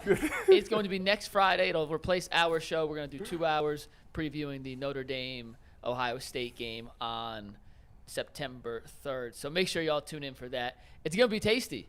So we're not Almost calling as it tasty. the Ultimate Cleveland Sports Show that day? Say it again. We're not calling it the Ultimate Cleveland Sports We're Show? calling that it the Ultimate Cleveland Sports Show, a.k.a. the Ultimate Buckeyes Preview Show. day? Okay. All right, here we And it's go. going to be tasty. Slash. Almost as tasty as Built Bar, guys. Have you had a chance to check out a Built Bar yet? If y'all have not, they are absolutely divine. Hey, Built Bar, send us some free Built Bars so we can taste them. Let's Yeah, go. you know what? I've been snacking on them. I had to buy them myself. Hopefully, Built Bar wants to save me some money. I had the cookie dough chunk puff today. 160 calories, 15 grams of protein. I went to Built.com and snagged a box for myself. Maybe I'll be generous and send you guys a box. Yeah, look at Tyvis flexing. He maybe needs a Built Bar, too. He's looking kind of small. Built these Bars. days. Brand, Good thing about Brand Built walked Bar, in on my they're girl. healthy, they're low calorie. little Orlando And the Woolridge best over part, here. y'all can get Built Bar with a 15% off code. Just use code LOCKDOWN15 at Built.com. That's BUILT.com. Promo code LOCKDOWN15. All right, let's get to true or false Jacoby Brissett. Last week we played it. I dominated, so I'm Wow. Wow. Brad wasn't here last I week. was not here. Listen, Bull got lucky, man. It's not luck, it's all skill. Let me tell you. Well, we're going to find out. We're We'll going to find put out, that to the test right Here now. we go. We're going to Hit put it to the test. So we had such great success with the Ethan Pochich game last Yeah. week. We're going to do this. We're going to try to do this once a week. Maybe not every week, but we figured with Jacoby Brissett being named the starting quarterback for the first 11 games of the season, it was time to get to know the Cleveland Browns starting quarterback. So we have 8 questions. Okay. Some are true, some are false. Yes. Let's see how you guys do. Steve, let's take the first one. I was the first ever African-American starting quarterback for the New England Patriots. True or false? I think that's true, actually. I think it's true. I think that's. I think it's true. It is true. And Bull is right with conviction. It is true. Everyone starts off. I remember that it was like a big deal, so that's why I was like, I Yeah. really think it was true. That was an easy one. All right, let's get to the next one here. Question number 2. My favorite city outside of Cleveland is Las Vegas. All right, let's start with Brad this time. This way, not everybody goes in the That's same a order. Brad, false. you go That's ahead. false. False. False. Jacoby's kind of a square like me, and Vegas is not my favorite city, so I'm going to agree. False. I was going to say false, too. And once again, around the board, y'all are All correct. His favorite town is That's just Calabasas, that's California. kind Of course, it's from. Calabasas, California. 'cause Where he's it's from. Square. So, all right, let's get to the next I am one. too. But go Everyone's 2-0. G. Yeah, go ahead. Take Let a me see seat. what we got. Yeah. My first collegiate start came against Florida State. He was at Who's good? NC State. NC State and Florida. He was at Florida? Yeah, he's at Florida. He started at Florida, transferred to NC State. False. I'll say false. I say true. What the heck? And I'm true. Oh, it is true. It's a split. Drum roll. False. Bull wins again. Bull Three wins and oh, again. baby. His first collegiate start was against LSU, in case anyone was curious. G's 3-0 also. That's pretty I'm, good. 3-0, I'm 3-0. under the radar. 2-1, 2-1. So we are doing much I like better, that. at least across the board, than last Okay. time. Yeah, last time I was didn't, taking want, L's. I didn't want to be tied with Bull. I cheated off the wrong shit. Look, Cheated off the road. they gave you forgot they had different samples of the test. You got the green one. Right. You got to cheat off the blue or the pink one. All right. Next question. Jacoby Brissett's favorite fast food burger is from Shake Shack. Bull? I'm going opposite of Bull, whatever he said. I'm saying false on that one. I wanted to say false. I'm going to stick my guns and say true then now. I'm going true. Man, I think he's an In-N-Out burger. I'm going to say false. I think And we are back tied atop the standings. Bull drops his first one. Yes, Tyvis. Is Jacoby Brissett's favorite fast food burger? What? I learned that during 50. 60 seconds with Jacoby Brissett, which we can't play. Well, because they still young like that. They love Shake Shack. I mean, these kids love. By the way, I think I In-N-Out ain't been to Burgers Shake in a while. is totally overrated. Yes. Whoa, I love In-N-Out. You love it? I love In-N-Out? Don't you think it's overrated? No, that was good. Oh, you like And that was way overrated. I think it's way overrated. In-N-Out's You good. look like one of them Whataburgers. Hey, I'll take White Castle over Whataburger. In-N-Out. Wow, I love my White Castle. That's off the radar. Can we get? What a burger, terrible. Yeah, I don't like We'll Whataburger. do top 5 fast food burgers sometime There you this week go. or next week. All right, let's get to fact number 5 All right, so here. we're all 3-1, right? Everyone's 3-1 right now. Yes. I got drafted. I didn't go get drafted, but That's come on, Tyler. I'm gonna go true. I'm gonna say true. I'm gonna say true. That's false. Is he the only one? Only one person represented themselves? Even the 6 rounders? Well, he just phrased it wrong, but I think it's true. So What? Going false? Is this the entire draft or just the first? Yeah, wait. When are we talking? Just draft picks? all the draft guys. All the draft It's picks. the draft, yeah. Yeah. All of them? I guess the ones that were picked. Not like rookie free agents. You know, just guys that were drafted. I'm gonna say false. That don't seem right. I'm going true. I'm gonna say All right, let's see it. Drum roll, please. Can y'all hear the drum roll? Yes, true. He was the only drafted player who did Yes. not Yes. hire an agent. Yes. It was so wild that it had to be Wait, true. 5, 4, 1, 3, and 2. They do make you raise I felt like eyes. it had to be true because it was so specific It's so wild. that it had to be true. I We're don't going to know. start getting super specific to throw you off next time we play. All I right, shouldn't have given away my clues. Go ahead. question 5. Yes, it is first. 4141441G32. Next one. If I could have any superpower, I'd want to read people's minds. That's true. I was gonna say that too. He's a quarterback. I thought she was asking me. I was like, that ain't my. No, go ahead. Yeah, I'm gonna go with true. That's false. he be the one. Come on, Sonny. I hate Bull. Come on, Sonny. I hate Bull. I got you psyched out right now. I mean, yeah. True. What the heck? True. And Bull takes the lead again. Yeah! It is false. That's what I'm talking about, baby. Jacoby Brissett wants to fly. I knew it.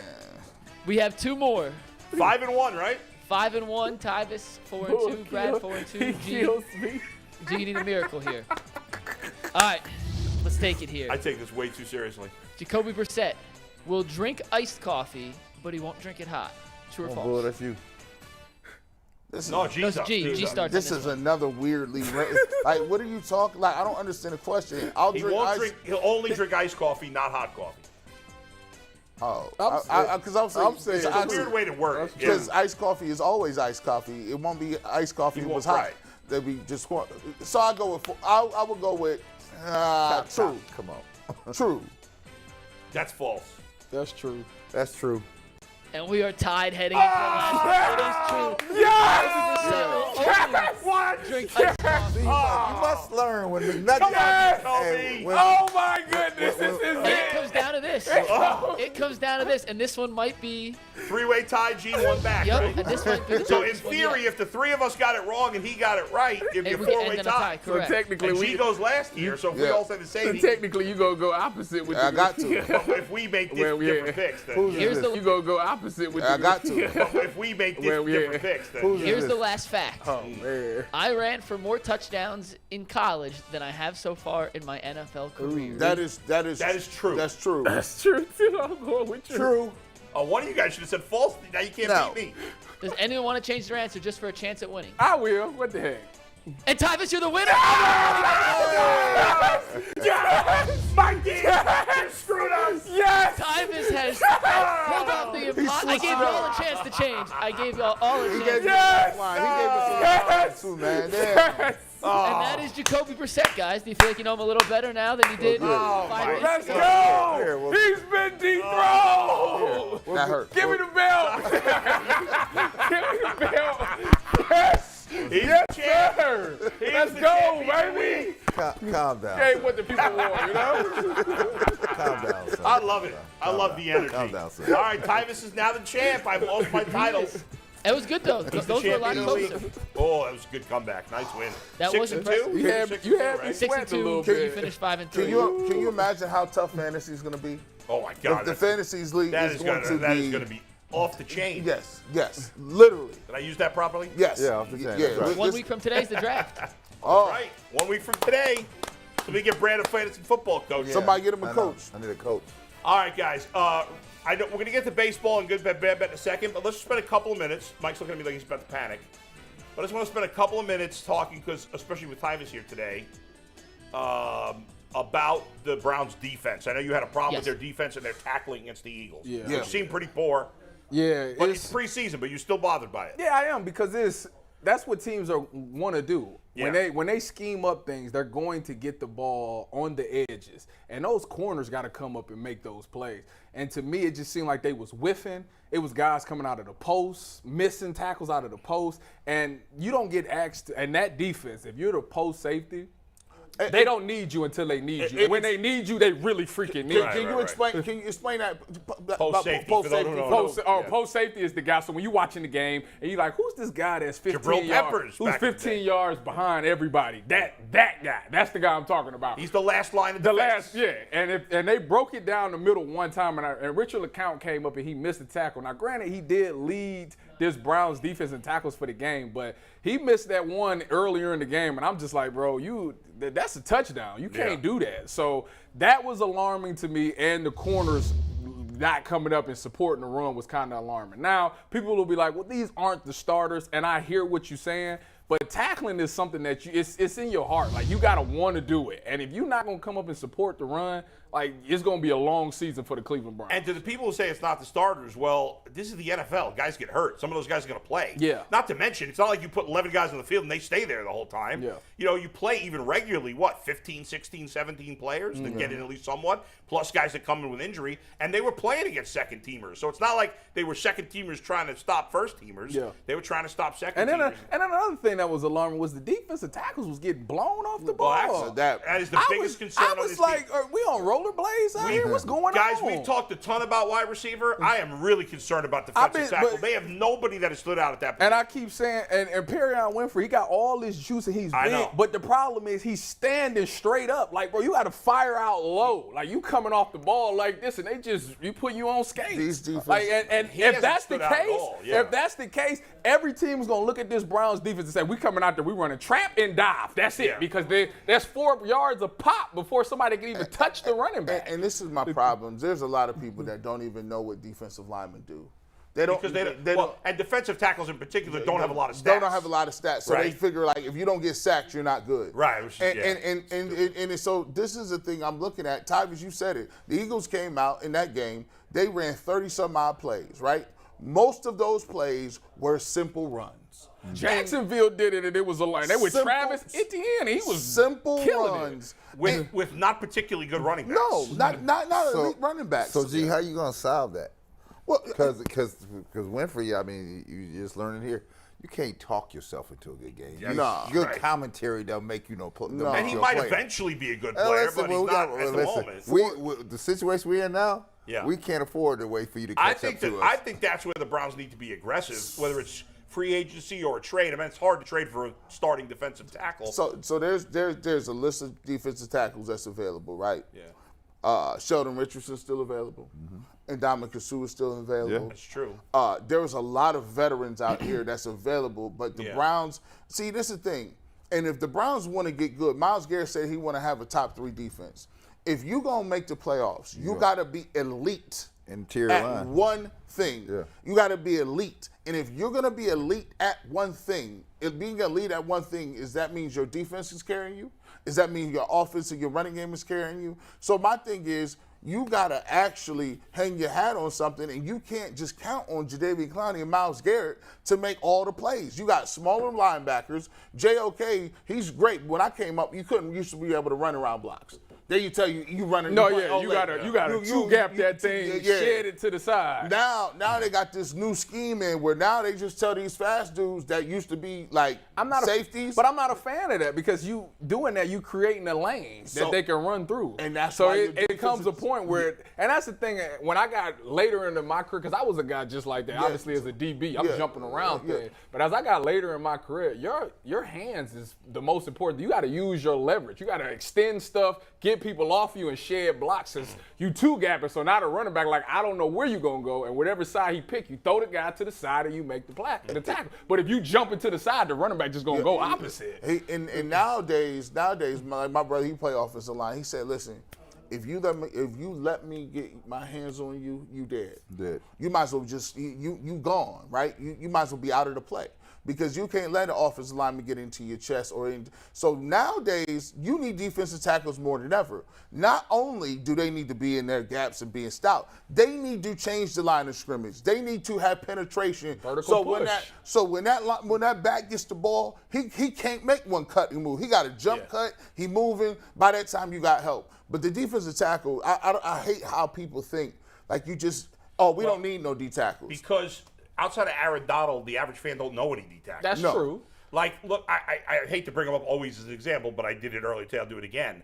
Like, the Bengals have a D tackle named DJ Reader. He's one of the best D tackles in the game. Yeah. How many average fans know who the hell he is? No. And that's But because he don't get any sacks. That's true. Right? But he to any football player that's out there on the defense, players know. know that defensive tackle position is important. Yes, we got Myles Garrett and Jadeveon Clowney, but their job is to get up the field. What people don't realize is as they get up the field, all the tackle's gonna do is go ahead, push you out, and now you got a gap crease right there. It sounds like somebody's checkbook got to get open here. Absolutely. All right, guys, let's get to we got good bet, bad bet, and top five we got to do. We're going to do top five, talk a little Guardians, Okay, little good bet, go bad ahead, bet. top five, let's go. Say goodbye. So Here we today go. is Mamba Day, as Tyvis has so eloquently dressed for us. There it is. So we figured it was the perfect time to look at the 5 most memorable moments of Kobe's career. These are not accomplishments. These are just individual moments of his career. This was an Earl, Anthony, and myself production.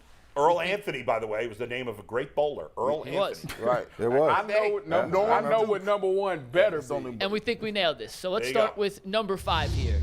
It happened in Cleveland. The youngest dunk contest winner ever, Kobe Bryant, the 1997 dunk contest. That was kind of the end of when the dunk contest was good. That's actually like MJ's the dunk contest. Yeah. It was all the stars. Now it's a bunch of guys nobody cares about. Right. So that's the last great dunk contest was Levine versus Gordon. That thing could have went for me, that's not great because I don't care about those players. That's fine, but they get 100 shots now. No, them dunks they was doing all right, was... you like it.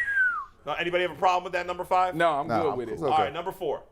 Number 4, in my opinion, the best dunk of Kobe's career when he dunked and put his put his stuff on Dwight Howard. That was Sacagawea on his neck. Some pictures live forever. That picture will live forever. Yeah, that was disrespectful. Oh my God! And Dwight just took it. But Dwight Howard should have been born 20 years earlier. Well, Dwight said that he would never. After that, he would jump with everybody. He would never just stand there like that ever again. Oof, that was wicked. Wicked. It was bad. Is Dwight Howard top 75 player? No. Dwight Howard, you're a big man. Dwight Howard top 75 player? No. Okay. But had he come to the league 20 years earlier, probably would have been better. I could name probably 75 players, but man, stop. Okay. All right, number 3. Stop. So this one is a half Kobe, half Shaq moment. But in my mind, when I think of Kobe, this is the first one that comes to mind. The alley-oop. Yeah. Tyvis, we're on the same page. We're the same age, but this is the alley-oop against Portland in the Western Conference Finals. I know Shaq threw it down in the iconic picture of Shaq pointing, but Kobe with the pass, probably the best pass of his career. It's an iconic Kobe moment. It is a good That's one. nice. Very nice. That's a nice joint. I bet you Mikey thinks Kobe's the best passer in Laker history. Say it again? I said, I bet you think Kobe's the best passer in Laker history. I'm not a huge Kobe guy. I'm really not. Wow, that's a disrespect. I'm not anti-Kobe by any means, but he's not in my But I bet there's young people that are like, Kobe's the best passer ever. No. Nobody would ever say My that. boy's got a nice Laker jersey, stitched and everything. It's not a fake jersey. Hey, It's straight from Mitchell and Ness. It's not melted on. Your iron joints, that's another thing. You got to be on the tangent. If you're going to be at the stadium, don't be coming in there with them Lee press-on. Right, yeah. Lee press-on nail, a.k.a. iron-on You got boys. to get the authentic stitch, though. Yeah, right. come on, man. Number 2, Mikey. Are you faking Number it? You faking 2, the funk. his final game 60 points against the Utah Jazz. I know he took 7,000 shots. Don't say that. Why y'all always got to mention that? That's not the number one, but that last in the 60, I mean, he had I don't care how many shots he had the staples on rock that day. It was yes, awesome. That was must-see TV, and it was an iconic moment. There are some players that could can take 1,000,000 shots, still wouldn't score 60 points. I already know if number one is I know what number one is. Then you got an honorable mention that you didn't mention that you should have. Well, we're going to do an honorable mention before number one. You better put honorable that mention 81 was Kobe. up. Well, yeah, number one's 81. We know that. But the honorable mention that didn't make those, if you could take it, it's no surprise. That is the most iconic moment of his career. Was him shooting free throws with the torn Achilles. Bam! That was the honorable mention. That's exactly what I was thinking. That almost made the list. Yeah. But I think it's an easy number one. Did anybody have a problem with anything? It No, like a pretty good list. He nailed the honorable mention and everything. Is he the closest thing to Jordan? Yes. Since Jordan left? Yeah. Closest thing? Absolutely. Yeah. Absolutely. Easily. By the way, like Tyvus and I were talking about the Magic documentary now that's on Apple TV. They call me Magic. I haven't finished it yet. He's finished it. I've watched 1.5 episodes. I can't get enough. As much as I loved your Bulls and that team, anything Celtics, Lakers, 80s, I'll watch everything. I can watch it over again. I can't get enough of that rivalry, those guys. Yeah. No, that was real. Here. So you gotta know that Magic and Bird basically saved the NBA from demise. Yep. And then now you factor in the other thing. You had East versus West. Yep. And then you just and the racial. Just be honest, black versus white. That's what it was, right? Well, that championship game in college, Michigan State, Indiana State, is still the highest rated college game ever. That too was black versus white. Absolutely. Right? Absolutely. And that carried forward, right? And the good thing about it was Magic. So I know them both well. So Magic and Bird were just great guys, and they just ambassadors of this game, right? Yeah. They were just embattled in the black versus white thing. That's what it was. Yeah. Right. And so I mean, and I tell you couldn't live on the east side of Cleveland and be following the Celtics. You just could not do it, right? not neighborhoods and be following the Celtics. Yeah. And then you couldn't be on the other side and be like, nah, we don't like them Lakers, right? And so that thing was must-see TV. It was must-see TV. That's why, to me, 80s basketball came. I mean, I loved it. I loved all of it. And you obviously you played in the 80s. It was crazy. Nowadays, we got some semblance. I think the closest thing that came was the Warriors versus the Cavs, like to a certain extent where you playing that team that many times in a row. Yeah. But you guys had rivalries where people forget that Moses Malone and Dr. J was that deal. The Pistons, they had their 2-year run. You still had the Lakers, you still had and then there's a small little era where you had the Houston Rockets. Well, so the difference really is this, and we're not to belabor it. The difference really is that you didn't see guys shifting around. It wasn't a big free agent market. You wouldn't leave. You probably most good players stayed in their teams for long periods of time. So people got to know them. They became part of their family. And the other thing is, you had a real dislike for the person on the other side. Yes, you did. Buddy. No, I hated that dude. I don't even know this dude. Don't even come over here. Don't be talking about you joining my team. It's not happening. Some friends after you. Right. It was tough then, right? Yeah. So when you got inside the box, you knew one thing. If I'm playing against someone, and that could be a friend of mine, you gonna get hit today. Yeah. Yes, you are. They said Magic and Isaiah Thomas got into it. You're gonna get hit today. Yes, you are. Michael still hates Isaiah, right? This is what this is, right? That's right. And that's the difference now. And it's only because they grew up in the AAU era where everybody knows everybody. All the stars know each other. They're all buddies. 8 years old, and so you don't have that animosity. Because you look at some people. I was there. I was in the Pistons the day that Karl Malone almost put Isaiah Thomas' eye out in Salt Lake City. Oh yeah, it was a mess.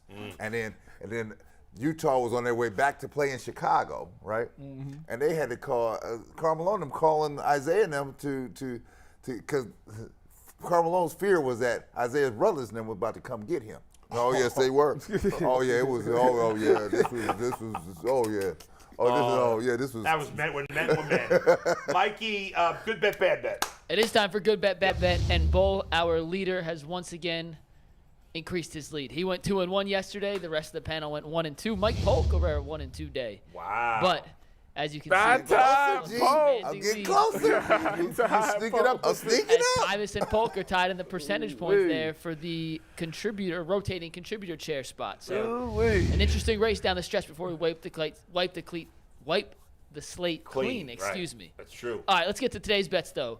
The Guardians getting a 1.5 at the Padres. They won last night, a great bullpen performance. Yeah. And we all I agree. stayed up and watched that game last night. I was like holding my eyes by the 9th inning. Right. I was so tired. Go ahead. Oh, we all agree. It's a good bet. We're all taking Yes. the Guardians for the second day in a row to cover and possibly beat the Padres. Let's go to the next one, Steve. Under 8 runs Oh, in the Brad- Guardians Brad's Padres, alone and there. Brad's on the Pick up one a game. side here. That's The against only, the grain. the only way the Padres can win is they got to score, and the Guardians is going to match that intensity if they win. That's how. All right. That's where I'm at. Keep going.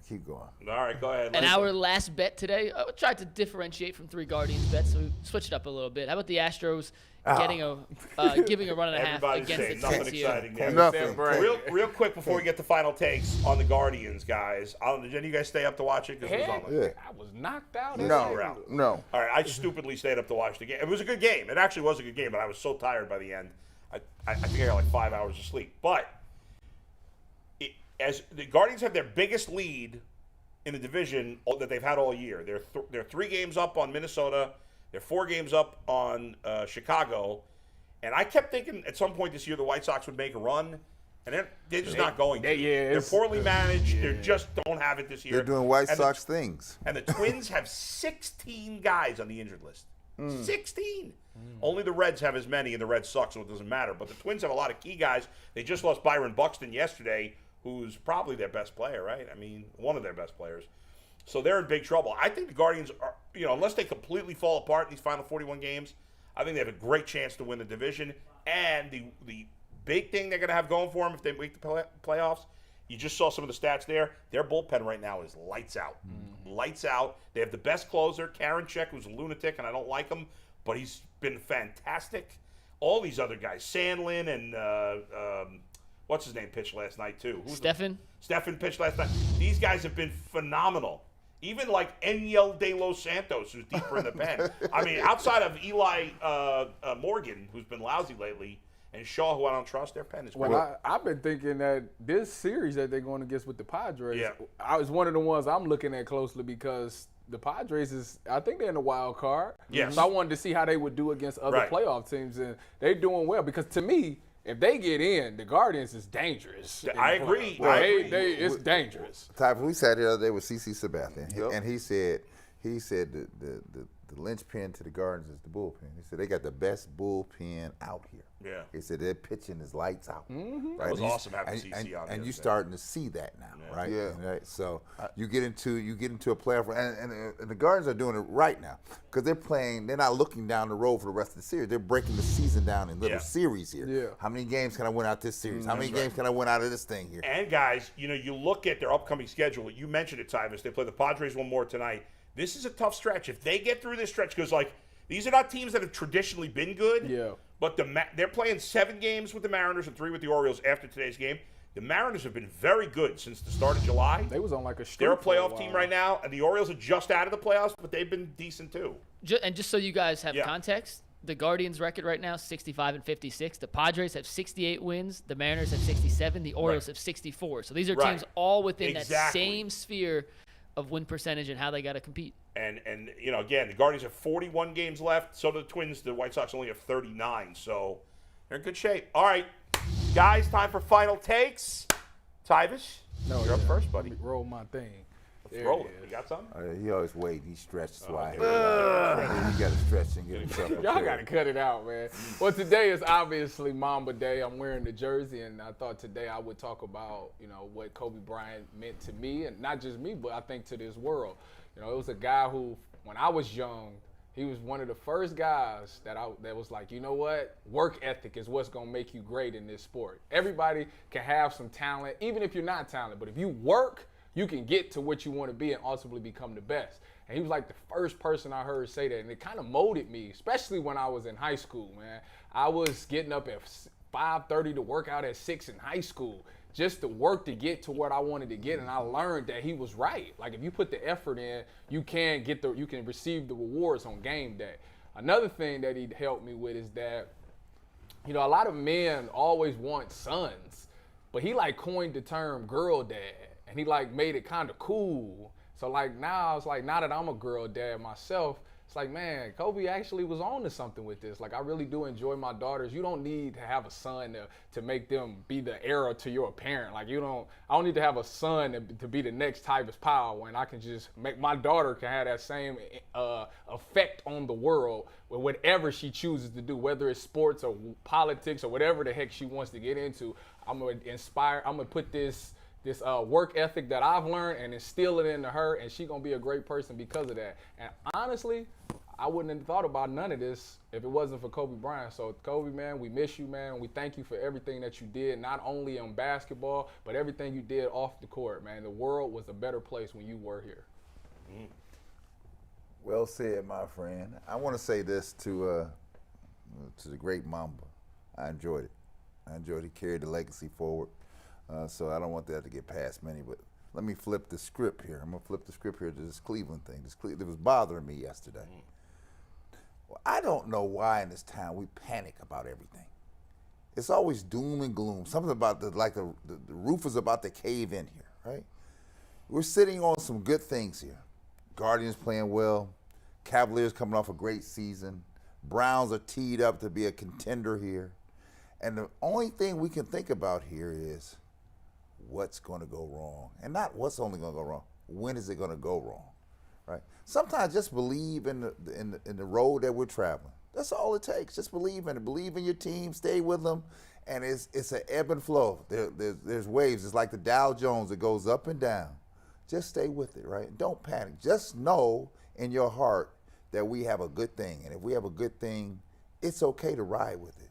You don't have to panic every time something just gets in the air and goes awry just a bit. Calm down. Let's see what Jacoby Brissett looks like this weekend, and then let's have trust and faith in the team and the coaching staff that they're going to put us in a position to be okay. I'm going to go to something different. I was at a restaurant, little local diner with my mom and dad and my wife, and we're sitting there. And it just hits me that, I'm listening, and the waiter's coming over, waitress is there. She's flustered because she's bussing tables. She's trying to get the food. People is talking about orders and all this other stuff. And she's just running around trying to do the best she can. And one of the things that I have an extreme pet peeve over is people who come in restaurants and then they treat the staff like they're crap. At the end of the day, you sit in a restaurant and you sit so somebody can serve you. That means somebody waiting on you like a king or queen, hand and foot. They're going to get your water. They're going to get your drinks.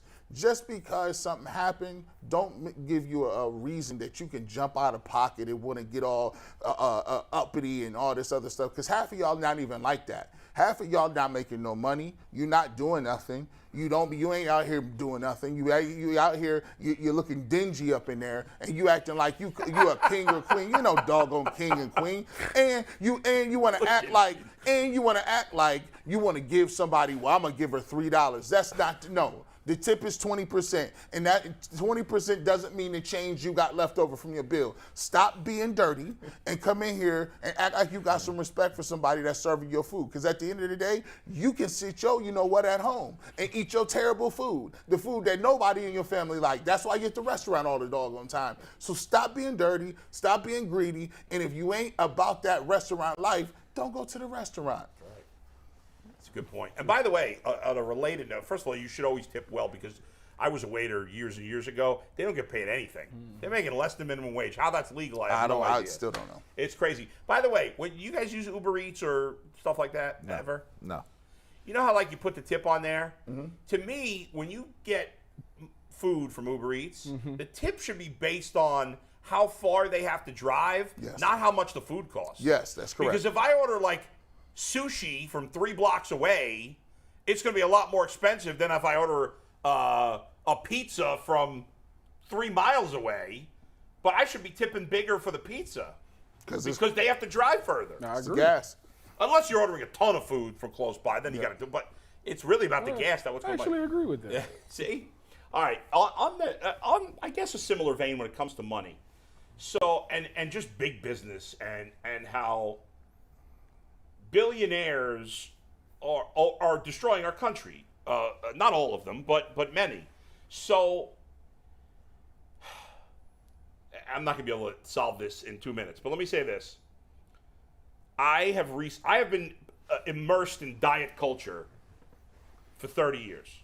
For 30 years, all I've thought about is being skinny, and I've equated that to being healthy. And every time I've dieted, it's worked for a while. I've lost weight. And what happens every time? Every time I gain it back. I recently went to a nutritionist and then followed it up by seeing a specific therapist. And they believe, and this is not like just some random belief. This is based on scientific studies in a program called intuitive eating. And it's very complicated. And honestly, after 30 years of Weight Watchers and Noom and Atkins and all this stuff, like, this sounded crazy to me. Look up, if you're someone who's struggled with weight your whole life, look up what intuitive eating is. Basically, what they're saying is bodies are meant to be a certain weight. Not everybody is meant to be skinny. And people that are not skinny are treated worse by society. We're looked down upon by society. You're never considered a full success unless you're thin or in perfect condition based on what we imagine perfect condition to be. And heavy people are dismissed to some degree.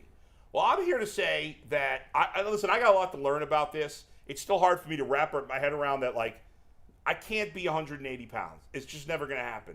Training is actually worse for my health than finding a safe weight that maybe much heavier than I thought I'd want to be at and just staying there and not going up and down.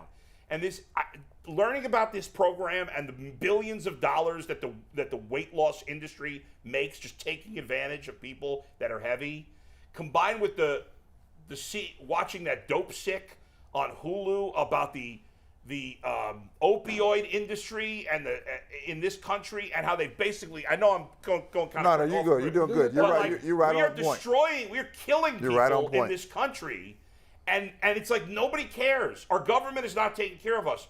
What's happening is the most powerful people in this country, and I'm not saying they're all bad. I'm not saying all politicians are bad. I'm not saying all billionaires are bad. But many of them, what they do is they're pitting us against each other. They want us to squabble over the scraps. So we ignore the fact that they're putting out medication that's killing the population. They're putting out drugs that are killing the population. They're trying to talk everybody into being a certain ideal. Everybody's got to be skinny or if you're a failure. That's garbage. It's taken me 30 years to start to learn this. And there's probably still people who won't believe it. Well, you know what? I'm okay with being what I am. Now, I want to be healthy and I want to live, but I'm learning that you don't have to be 180 pounds to be healthy. And I'm going to try to live my best life that way. I'm sick of diet culture, and I'm not going to try to diet anymore. I'm not going to make myself feel guilty and crappy just because there's some foods that I like. And I got a lot to learn, and so do others. But man, find out more and open your mind. And I know I'm a little rambling at this point, but it's scary when you really learn about the opioids, when you really learn about diet culture. It's killing so many people. This is horrible. We have homeless people. We have we're the richest country in the world. We shouldn't have anybody living on the street. We should have kids that can't get a meal. Our veterans are abused. What the hell is happening? That's a disgrace. I know I rambled, guys. I'm sorry, but I'm just very angry about all this. I think the point's well taken. Right? Yep. I mean, here, Bull, it's just not. It's just not. The skinny people are caught up in this too, right? Because they're trying to get skinnier, right? We're all obsessed. The way we treat women, like you just want to live a healthy life and give yourself an opportunity, right? And so we have to find a happy medium. But what happens is you're inundated by commercials and everything else, right? Magazines and everything else, and saying this is the ideal setup here. And if you're not you're a loser. And if you're bigger, they call you juicy. Like, well, that ain't got nothing to do with nothing. At the end of the day, it's about being happy. That's right. Time on this earth is becoming shorter as generations go on. Yeah. You're not about to sit there and waste your time on your earth trying to please people. Do what makes yourself happy. Right. You can wake up every day and be happy and look yourself in the mirror and be proud of yourself. That's all that matters. Forget anybody else and forget what anybody else will say to you. Right. Well said, guys. Fun show today. Absolutely. Loved it. Who we got tomorrow? We got Representative Anthony Gonzalez, former St. Ignatius, former Ohio State, Go former Bucks. Indianapolis Colt player. We got Aditi, and we got Boobie Gibson. Boobie! Right back, man. It's a fun name to say. All right, guys, we'll talk to you tomorrow on the Ultimate Cleveland Sports Show. Y'all stop panicking out there like some suckers. If you don't know, now you know.